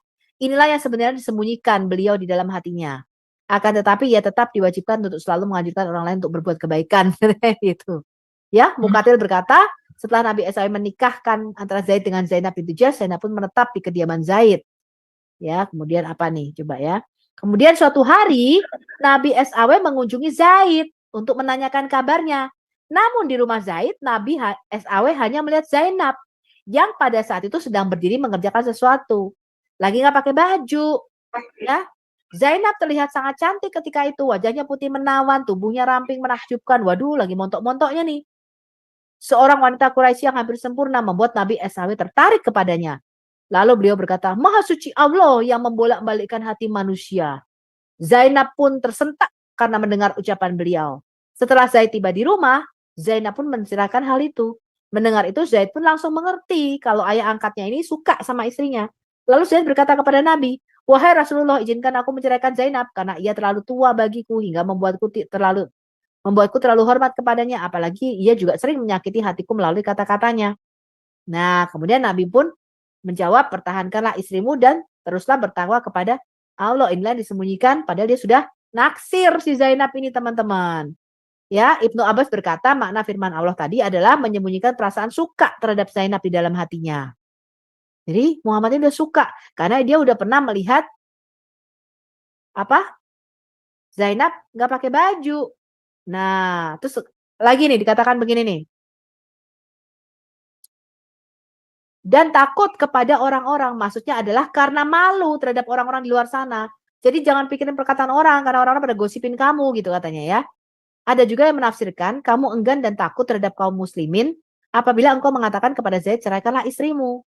Maka mereka akan berkata beliau telah menyuruh Zaid untuk menceraikan istrinya. Namun setelah itu ia yang menikahi wanita tersebut setelah diceraikan. Dia takutnya ada gosip beredar begitu. Makanya dia pakai kata-katanya si Allah. Padahal Allah yang lebih pantas untuk ditakuti. Maksudnya adalah Allah lebih berhak untuk engkau takuti pada setiap keadaan. Ada juga yang menafsirkan Allah lebih berhak untuk engkau ungkapkan perasaan malumu. Janganlah engkau perintahkan Zaid untuk mempertahankan istrinya. Karena engkau telah diberitahukan bahwa Zainab adalah calon istrimu di masa depan. Karena semua inilah Allah menyindir beliau katanya gitu teman-teman. Kenapa engkau lebih takut sama perkataan orang? Udah gak apa-apa kan udah gue kawinin loh sama si Zainab katanya gitu. Ya. Terus nih ya kita baca lagi ya. Inilah yang beliau sembunyikan di dalam hatinya. Beliau tidak mau menyuruh Zaid untuk menyerahkan istrinya. Karena beliau tahu bahwa beliau pasti akan menikahinya. Ya, Nabi Muhammad ini merasa takut kalau setelah itu orang-orang akan membicarakannya tentang pernikahannya terhadap Zainab setelah diceraikan oleh Zaid yang notabene adalah anak angkatnya. Bahkan beliau yang menyuruh anak angkatnya itu untuk menceraikan istrinya. Oleh karena itu Allah menyindir beliau karena merasa takut terhadap pembicaraan orang lain tentang sesuatu yang memang telah diperbolehkan baginya. Wah, jadi semua tuh boleh bagi Muhammad, teman-teman. Semua boleh. Ya, menyetubui budak juga boleh nanti, yaitu dengan mengatakan pertahankanlah, padahal beliau mengetahui Zaid pasti akan menceraikannya. Allah juga memberitahukan kepada beliau bahwa Allah lah yang lebih berhak untuk ditakuti pada setiap waktu, pada setiap keadaan. Tapi kalau mau ini anak istimewa banget ya. Iya, jadi karena takut, jadi setiap kali beliau butuh apa nih? Namun beliau berkata kepada Zaid, pertahankanlah istrimu. Beliau mengatakannya karena beliau takut terhadap reaksi masyarakat yang akan berkata, Nabi telah menikah dengan bekas istri anak angkatnya, padahal Allah SWT lebih berat untuk ditakuti. Jadi turunlah ayat-ayat ini yang membatalkan adopsi, kemudian menikahkan dia dengan Zainab, itu untuk memenuhi keinginan daripada si Muhammad ini teman-teman. Wah, Nah, oke, kita lompati jadi tadi. Silakan ada yang mau menanggapi dulu. Iya, aku menanggapin soal ini hampir sama kayak yang di kisah Daud dan Betseba ya. Tapi justru responnya Tuhannya berbeda sekali. Kalau Tuhan di dalam perjanjian lama, Raja Daud melakukan itu terhadap Betseba dan Uria suaminya, ini Nabi Nathan langsung menegur Raja Daud. Kemudian berkatalah Nathan kepada Daud, waktu itu Daud ditanyakan ada orang yang mengambil domba. Jadi istrinya itu diperumpamakan seperti domba, orang yang hanya punya satu domba. Lalu Daud menjadi sangat marah karena orang itu dan ia berkata kepada Nathan, demi Tuhan yang hidup, orang yang melakukan itu harus dihukum mati. Dan anak domba itu harus dibayar gantinya 4 kali lipat karena ia telah melakukan hal itu. Dan oleh karena ia tidak kena belas kasihan. Dan Nathan berkata lah kepada Daud, engkaulah orang itu, beginilah firman Tuhan Allah Israel. Akulah yang mengurapi engkau menjadi raja atas Israel, dan akulah yang melepaskan engkau dari tangan Saul. Telah kuberikan isi rumah tuanmu kepadamu dan istri-istri tuanmu ke dalam pangkuanmu. Aku telah memberikan kepadamu kaum Israel dan Yehuda, dan seandainya itu belum cukup, tentu ku tambah lagi ini dan itu kepadamu. Mengapa engkau menghina Tuhan dengan melakukan apa yang jahat di matanya? Uria orang Het itu kau biarkan ditewaskan dengan pedang, istrinya kau ambil menjadi istrimu, dan dia sendiri telah kau biarkan dibunuh oleh pedang Bani Ammon. Oleh sebab itu, pedang tidak akan menyingkir dari keturunanmu sampai selamanya, karena engkau telah menghina aku dan mengambil istri Uria orang Het itu untuk menjadi istrimu. Beginilah firman Tuhan, bahwasanya malapetaka akan kutimpakan ke atasmu yang datang dari kaum keluargamu sendiri. Aku akan mengambil istri-istrimu di depan matamu dan memberikannya kepada orang lain. Orang itu akan tidur dengan istri-istrimu di siang hari, sebab engkau telah melakukan secara tersembunyi. Tetapi aku akan melakukan hal itu di depan seluruh Israel secara terang-terangan. Lalu berkatalah Daud kepada Nathan, aku sudah berdosa kepada Tuhan. Dan Nathan berkata kepada Daud, Tuhan telah menjauhkan dosamu itu, engkau tidak akan mati. Walau demikian, karena engkau dengan perbuatanmu ini telah sangat menista Tuhan, pastilah anak yang lahir bagimu itu akan mati.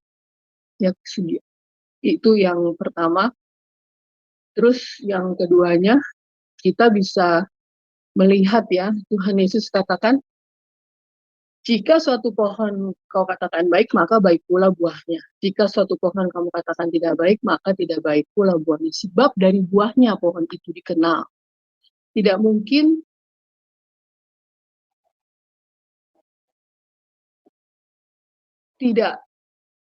pohon yang baik itu menghasilkan buah yang tidak baik, ataupun pohon yang tidak baik itu menghasilkan buah yang baik. Dan setiap pohon yang tidak menghasilkan buah yang baik pasti ditebang dan dibuang ke dalam api. Nah, jadi 180 derajat sekali bedanya dengan respon Tuhan dalam perjanjian lama. Jadi Allah itu sangat berbeda dengan Tuhan kita. Seperti itu. Terima kasih. Iya, jadi ayat-ayat di Alkitab kita itu ya, di dalam Alkitab itu merupakan satu pelajaran yang ditulis sejarah. Ya, sejarah manusia, sejarah kesaksian bagaimana Tuhan bekerja di antara bangsa Israel, dan teguran-teguran Tuhan terhadap para nabi sebagai contoh bagi kita. Ya, bahwa mereka adalah manusia biasa yang melakukan dosa, tapi mereka tidak menggunakan ayat-ayat firman Tuhan untuk kepentingannya sendiri, tidak seperti Muhammad. Ya. Jadi nih tadi kalau Anda lihat nih, ini aku kembali ke yang ini ya. Aku bacain yang ini ya, yang terakhir ya. Diriwayatkan bahwa setelah Zaid menceraikan Zainab dan setelah masa idahnya selesai, katanya, padahal sebenarnya nggak ada masa idah ya. Nabi berkata nih kepada Zaid, engkau adalah orang yang paling aku percaya mengenai hal ini. Oleh sebab itu, lamarkanlah Zainab untukku.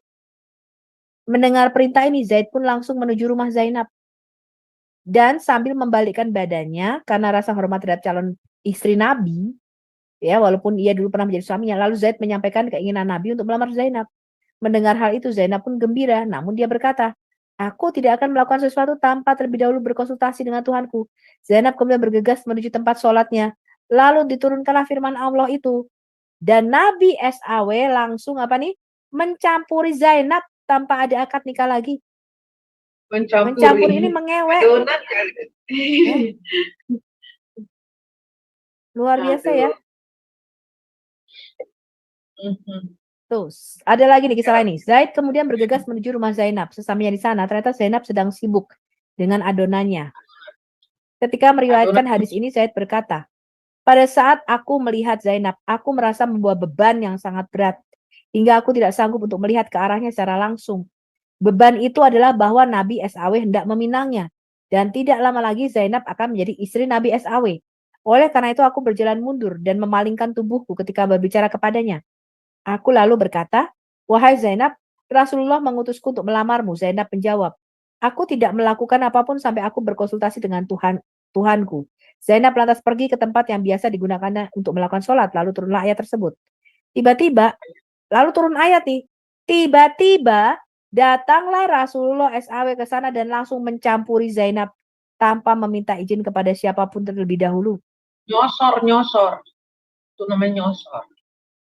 Kemudian Nabi SAW baru mengadakan walimah, lalu mengatakan perjamuan. Memberi kami makanan berupa roti dan daging, dan kami pun memakannya hingga tiba sore hari. Langsung trot. Nyosor. Aduh, parah. Langsung adonannya dia itu ya. Langsung mencampuri Zainab. Zainab lagi buat adonan. Terus kemudian dicampuri. Ya. Dalam sebuah riwayat disebutkan hingga tiba sore hari dan para sahabat pun berpamitan. Turun ayat lagi nih. Ketika pesta nih walimah ya, diadakan walimah. Pesta pernikahannya dengan si Zainab ini udah di-wik-wik duluan. Tamunya nggak pulang-pulang nih. Turun ayat teman-teman, nanti kita lihat ya. Turun ayat lagi, surah 33 ayat 53. Kalau udah habis makan cepet pulang lu. Ya kenapa sang penggugat, ngomong aja lu. Langsung. Iya, oke, resen. Ayo, silakan. Ya, gue mau ngomong. Suara gue kedengeran gak nih? Kenceng. Ngegaskan. Ya maklum namanya daerah. Ya, Padang Pasir mau diapain? Pasir. Lanjut. Ya, tadi kan gue dengar soal si Zaid. Ya. Dia bilang kan Zaidnya malu. Gue bilang sih bukannya malu. Ya. Nggak kuat mental dia. Nggak kuat mental. Iyalah. Itu mantan bininya yang biasa dia lihat telanjang, yang biasa dia pakai, ya kan? Mendadak jadi emaknya sekarang. Itu nggak kuat mental itu. Ini kalau sinetron, lo tau nggak sinetron di Indonesia tuh ada judul mantan istriku adalah ibuku sendiri. Calon ibu angkatku. Iya. Sinetron apa tuh yang judulnya suka begitu tuh? Calon ibu tiri. Calon ibu tiriku. Istriku adalah calon ibu tiriku. Lanjut. Kan udah bikin Bu, kita udah pernah bikin topik. Ya. Mantan harus istriku diulang-ulang adalah dulu. ibu tiriku.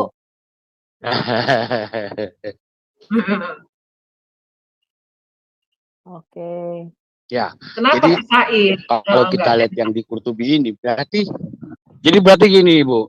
Jadi begini Bu Sofi, berarti kejadian yang di Qurtubi ini ya, Nabi itu mencampuri si Zainab itu bukan 1 kali, 2 kali ya.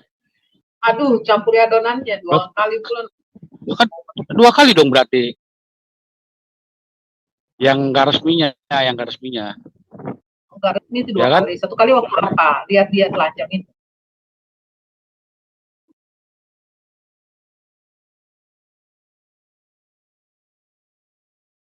Suaranya hilang. Ya. Iya tuh ya kan terjadi 2 kali ya toh. Waktu si Zaid bergegas ke rumah Zainab ya toh. Iya. Terus tiba-tiba si Nabi nongol. Ini kan udah dicerai apa belum sih? Udah dicerai apa belum sih si Zaid? Kok katanya udah masa idahnya selesai, kan belum dicerai kan? Belum dicerai sama Zaid kan? Cerai lisan Bu. Kan tinggal ngomong doang. Kalau cerai tinggal ngomong doang. Oh, talak gitu, talak 3 gitu ya langsung ya. Iya kan cerai kan nggak perlu. Iya, lu pakai SMS talak juga sah kok. Gitu ya. Lu SMS aja lu buat talak lu selesai. Talak 3. Nah, ini justru nih ngomongnya malah begini nih. Para ulama mengatakan sabda Nabi SAW kepada Zaid yang menyebutkan kitbahkanlah Zainab untukku. Maksudnya adalah lamarkanlah dia untukku. Seperti yang dijelaskan di dalam hadis tadi. Ini adalah ujian keimanan katanya bagi Zaid. Agar terlihat jelas kesabarannya, ketaatannya, dan eratnya ikatan Zaid kepada Nabi. Waduh. Ngeri ya. Aduh, ujian iman, Bu. Gak cukup Ya, kan kalau ujian Nabi lain. sebelah itu begitu. Jadi umatnya berkorban buat nabinya. Kalau sebelah kan Berkorban buat begitu. Nabi. Beda. Bahkan dalam peperangan juga gitu ya. Barang siapa yang mau sanggup melindungiku, maka dia akan berada di sorga bersama-sama denganku. Bener Iya, nggak? betul. Iya, yang lain Korbanin maju dirinya sampai mati, dia mati. enggak, dia belakang Iya, ngumpet, Nabi buat dia belakang. mati buat Nabi. Kalau emang udah dapat surga, kenapa dia takut mati?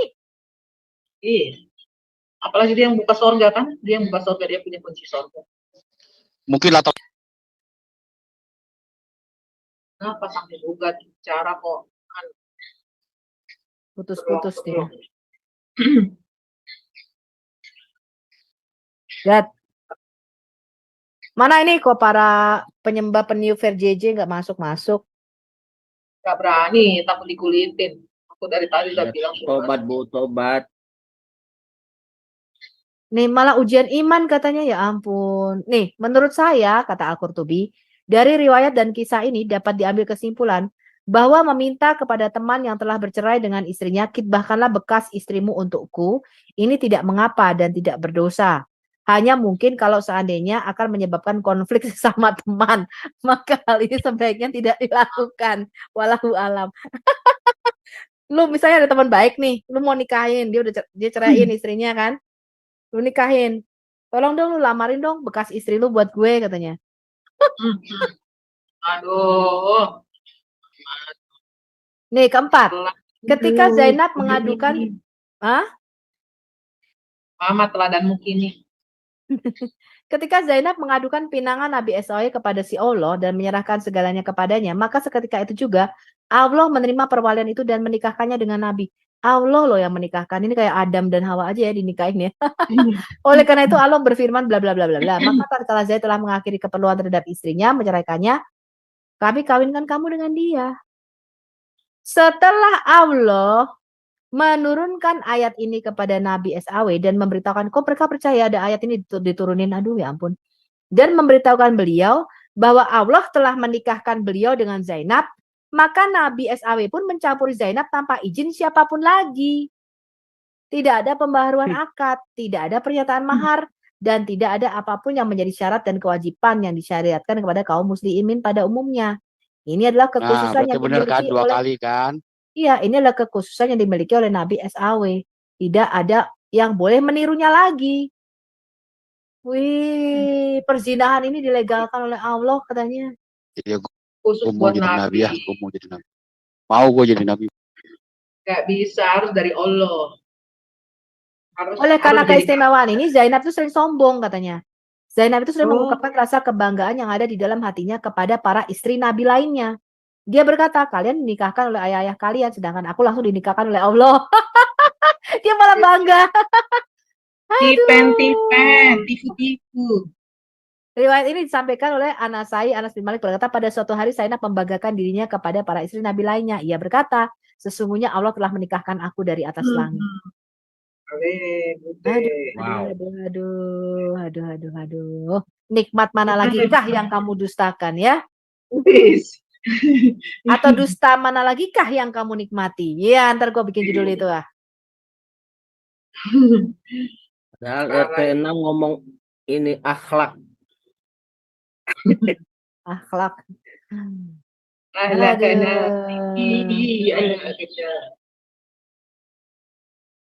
Ini kita membaca kayak baca dongeng aja ya, dongeng siang hari. Yang ini nggak usah dibaca lah ini ya. Apa menantuku lebih legit dari apa istri-istriku? Di live chat Angelica Malo. Apa menantuku lebih legit dari apa istri-istriku? Nah kemarin ya waktu itu tuh sama si Putra Rosan Fikir waktu itu si Muslim. Gue tanya kalau seorang menikah tanpa wali, tanpa mahar, tanpa saksi itu berzina nggak? Iya berzina katanya. Apakah perempuannya disebut pelacur? Iya katanya. Oke, aku konfirmasi sekali lagi. Seseorang yang menikah tanpa wali, tanpa mahar, tanpa saksi adalah seorang pezina? Iya. Oke, aku konfirmasi lagi. 3 kali loh gue konfirmasi. Gue konfirmasi lagi ya. Orang yang menikah tanpa wali, tanpa mahar, tanpa saksi adalah seorang pezina. Iya. Istrinya akan disebut pelacur, wanitanya. Iya. Oke, sekarang kita lihat. Dengerin ya. Apa kalian tahu Rasulullah Shallallahu Alaihi Wasallam pernah menikah tanpa mahar, tanpa saksi dan tanpa wali? Beliau langsung dinikahkan oleh Allah Subhanahu Wa Taala. Mubasyarah ila qissatihi.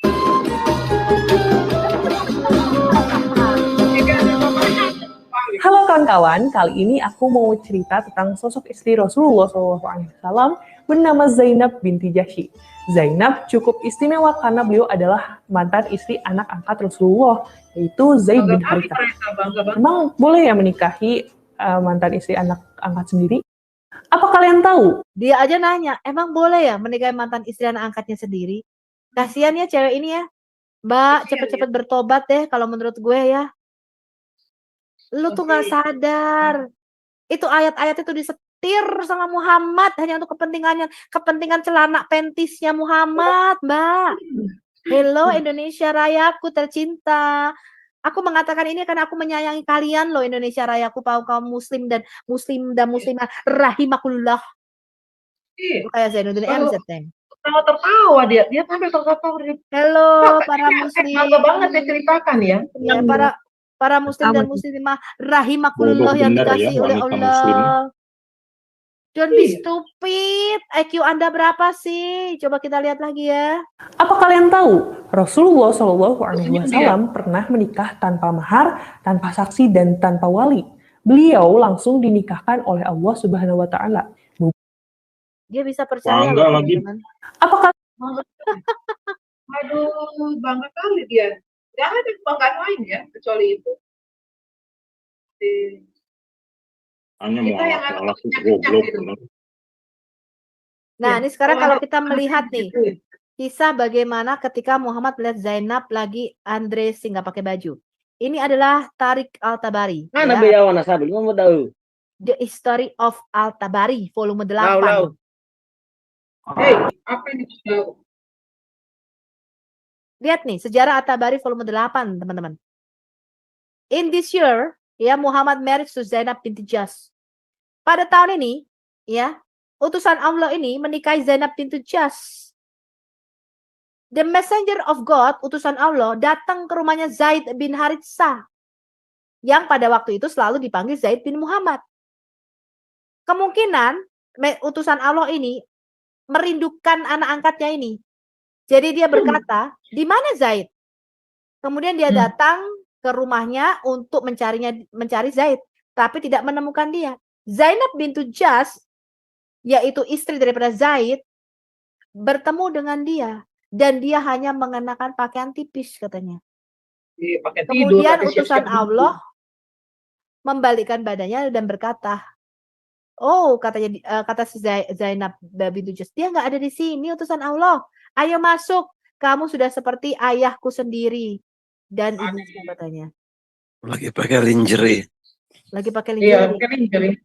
Ada Miss Lingerie. Ngeri memang. Lalu si utusan Allah ini nggak mau masuk, dia cuma di pintu. Kemudian dia cepet-cepet lompat gitu ya. Kemudian kekaguman daripada utusan Allah ini.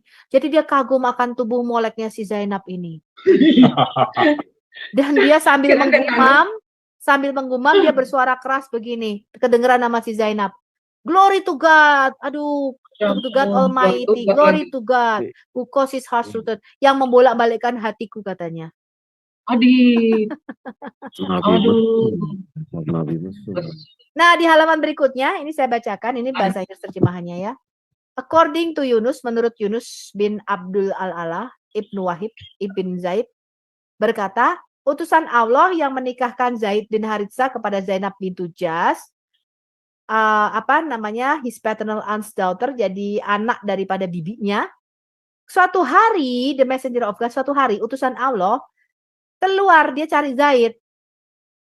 Kemudian, tutup pintu atau penutup tirai daripada ruangan itu ya yang memisahkan itu But the wind had lifted the covering. Ketiup angin tutupnya, karena tutupnya cuma dari apa sih, dari kain-kain tipis begitu teman-teman.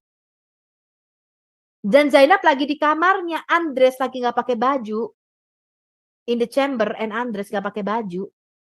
Karena panas, sumu, ya kan? Biasa kan kalau gitu kan. Sumu aku, aduh sumu. Lagi sumu ini loh. Nggak ada AC dulu di sana. Gak ada AC. And admiration for her entered the heart of the prophet. Dan kekaguman kepada kemolekan kecantikan di Zainab yang lagi gak pakai baju karena sumu ini masuk ke dalam hati Muhammad. Hello. Hai. Oh, gak bisa bersweet nih. Coba sweet lagi. Sweet. Katanya cakepnya kayak Ayu Azari, teman-teman. Nggak tahu bener apa enggak. Ayu Azari. Ini ada tafsir At-Tabari volume 21. Kita baca halaman 142. 143. Yesus. Allah terus istrimu. Ayat ini diturunkan ya, surah 33 ayat 37 ini diturunkan, dan bertakwalah kepada Allah. Allah terus istrimu dan bertakwalah kepada Allah. Ayat ini diturunkan. Hal itu karena Zainab bintu Jahsh terlihat oleh Rasulullah. Terlihat apa? Terlihat body seksi dan montoknya. Sehingga beliau tertarik kepadanya. Padahal ia terikat pernikahan dengan maulanya atau ini ya, hamba sahayanya ya, mantan budaknya yang sudah dibebaskan ini. Baca nggak ini? Ada lagi jurusnya. Mana? Ini baca hal itu karena Zainab bintu Jahsh. Ya baca. Hal itu karena Zainab binti Jahsh terlihat oleh Rasulullah SAW sehingga beliau tertarik kepadanya. Padahal ia terikat dengan pernikahan maulanya. Ngeri kali. Bodinya yang aduhai, asoy keboy. Muhammad lagi lihat body Zainab, bodinya yang aduhai, asoy keboy.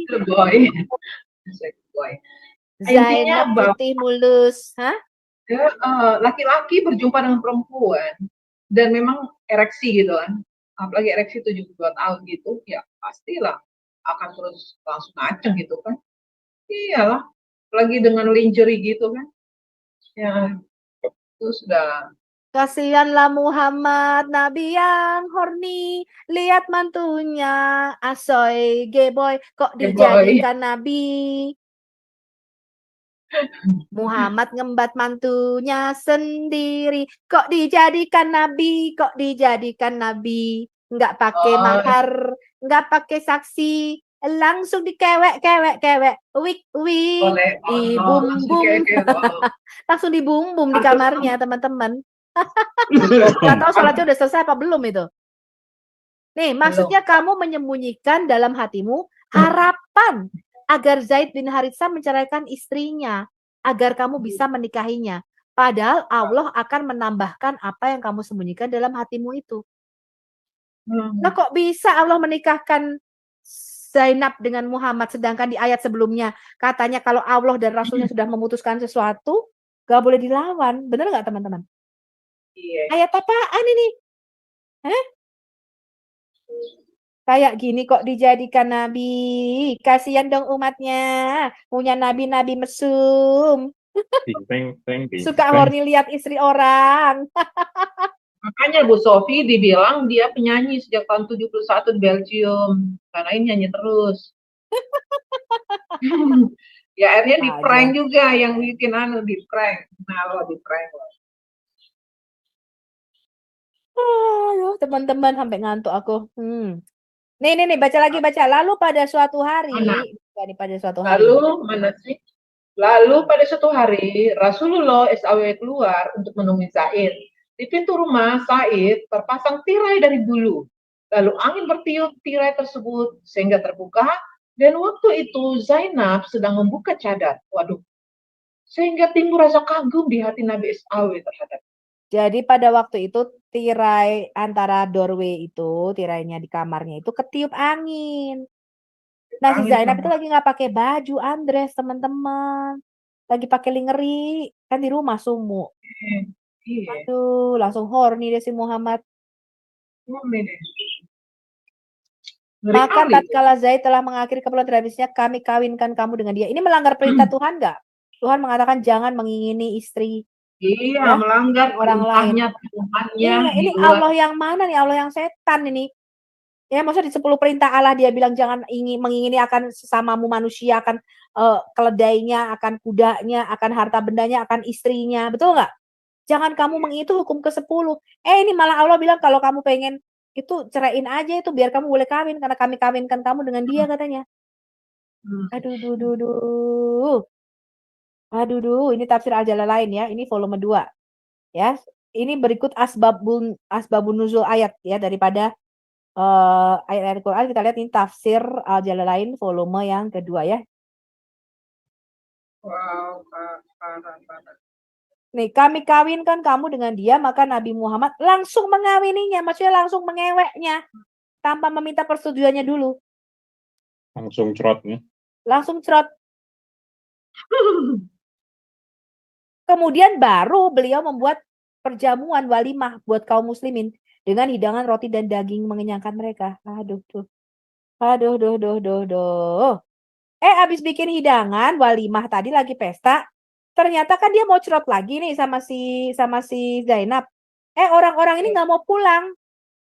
Karena asik ngobrol. Turun lagi nih ayat surah 33 ayat 53. Coba baca nih surah 33 ayat 53. Hai orang-orang beriman, janganlah kamu memasuki rumah-rumah Nabi kecuali bila kamu diizinkan untuk makan dengan tidak menunggu-nunggu waktu masak atau makanannya. Aduh, ini apa fatwa gini. Tetapi jika kamu diundang, maka masuklah. Dan bila kamu selesai makan, keluarlah kamu tanpa asyik memperpanjang percakapan. Sesungguhnya yang demikian itu akan mengganggu Nabi. Lalu Nabi malu kepadamu untuk menyuruh kamu keluar. Dan Allah tidak malu menerangkan yang benar. Oh, Nabi dan Allah ya, benar-benar. Jadi ini ayat ini diturunkan gara-gara tadi waktu dia menikah dengan Zainab pada waktu perjamuan, itu ada orang-orang yang ngobrol terus, gak pulang-pulang. Turun ayat ini, kalau kamu udah selesai makan, keluarlah kamu tanpa asik memperpanjang percakapan, teman-teman. Tapi Nabi itu malu sebenarnya ngomong begitu. Tapi Allah nggak tahu malu. Nah, Allah bilang itu benar ya. Ini teman-teman. Dan Allah tidak malu yang menerangkan yang benar. Nah, terus apabila kamu meminta sesuatu kepada istri-istri Nabi, mintalah dari belakang tabir. Cara yang demikian lebih suci bagi hatimu dan bagi mereka. Dan tidak boleh kamu menyakiti hati Rasulullah dan tidak boleh mengawini istri-istrinya selama-lamanya sesudah dia wafat. Tuh, sesungguhnya perbuatan ini amat besar dosanya di sisi Allah. Dia pakai lagi nih perkataannya si Allah itu. Oke, kita sudah selesai membahas 16 hak istimewa Muhammad. Lucu ya. Ini kan cerita dongeng gitu. Masih percaya lu sama Islam? Ya, tapi ini kok mereka iya silakan Pak Seto. Iya, saya cuman heran aja kan gini ya. Ini apakah orang-orang Muslim Indonesia khususnya sudah pada tahu gitu ini tentang isi ya katakanlah ini kebenaran bagi mereka yang begini, ini benarnya benar-benar begini. Tapi kok pengikutnya itu kok banyak begitu loh ya. Kok banyak begitu. Jadi saya heran itu. Terus wanita-wanita Muslim di Indonesia ini juga kok banyak yang bangga dengan Islam. Islam itu indah gitu ya. Indah apanya gitu ya. Biasa cuman heran aja sih. Apakah ini karena memang mereka ini sudah, maaf ya kalau saya bilang ini tertipu oleh iblis gitu. Atau ilah zaman begitu ya. Ya itu ajalah. Terima kasih. Ya, ini bagus banget nih yang ada di Imamat 18 ya, ayat 15 dikatakan, janganlah kau singkapkan aurat menantumu perempuan karena ia istri anakmu laki-laki. Maka janganlah kau singkapkan auratnya. Bila seorang laki-laki tidur dengan menantunya perempuan, pastilah keduanya dihukum mati karena mereka telah melakukan suatu perbuatan keji. Maka darah mereka tertimpa kepada diri mereka sendiri. Ya, bagus sekali ini. Ya, jelas ini melanggar perintah Tuhan. Makanya dia harus menurunkan satu lagi ayat, yaitu membatalkan adopsi, teman-teman. Ya, ayat pembatalan adopsi yang mengatakan, oh Zaid ini bukan anakku. Karena dia takut akan omongan-omongan orang pada waktu itu. Jadi orang-orang udah mulai gosipin, ih kok dia ngambil mantunya sendiri sih? Nah, karena takut digosip itu turun ayat lagi. Aduh, banyak sekali turun ayat ya. Luar biasa ini Mumu ya. Jadi ayat ini bermain ayat, perang ayat namanya, perang ayat. Tapi ayatnya tumpang tindih ya. yang ini boleh, yang situ nggak boleh. Akhirnya yang ada, yang mana aja mau dipilih, terserah. Bukan hanya sekedar menghafal atau membeo, ya, tapi nggak tahu artinya. Anda harus meneliti dan menyelidiki. Saya tadi geli sekali ketika melihat di channel Ahmad X Muslim, ya, seorang Muslim convert baru, ya, dia nggak ditanyain apa-apa, nggak tahu.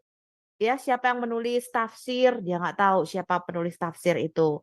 Siapa yang menulis hadis-hadis, dia nggak tahu siapa. Dari mana hadis-hadis ini didapat, dia nggak tahu. Dari mana Qur'annya versi yang mana, dia nggak tahu. Jadi nggak tahu apa-apa tentang agamanya, teman-teman.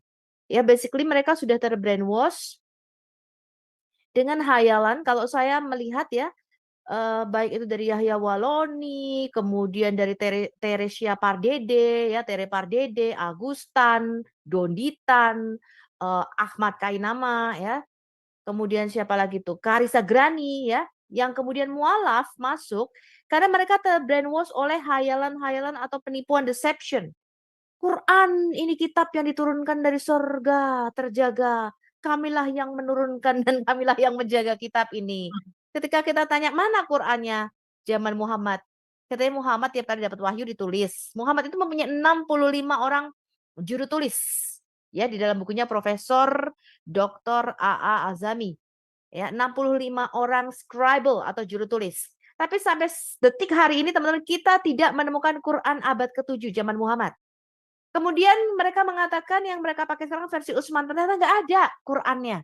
Sampai sekarang saya masih menunggu-nunggu mana Quran yang lengkap. Al-Fatihah sampai Anas tidak berubah titik komanya. Selafaz-lafaz satu suaranya, itu tantangan saya buat Anda. Hadiahnya adalah sebuah kapal pesiar. Ya. Tunjukkan sama saya Quran, ya, tulisan tangan Muhammad, penulis tangan scribal 65 orang pada abad ke-7, Quran zaman Muhammad abad ke-7.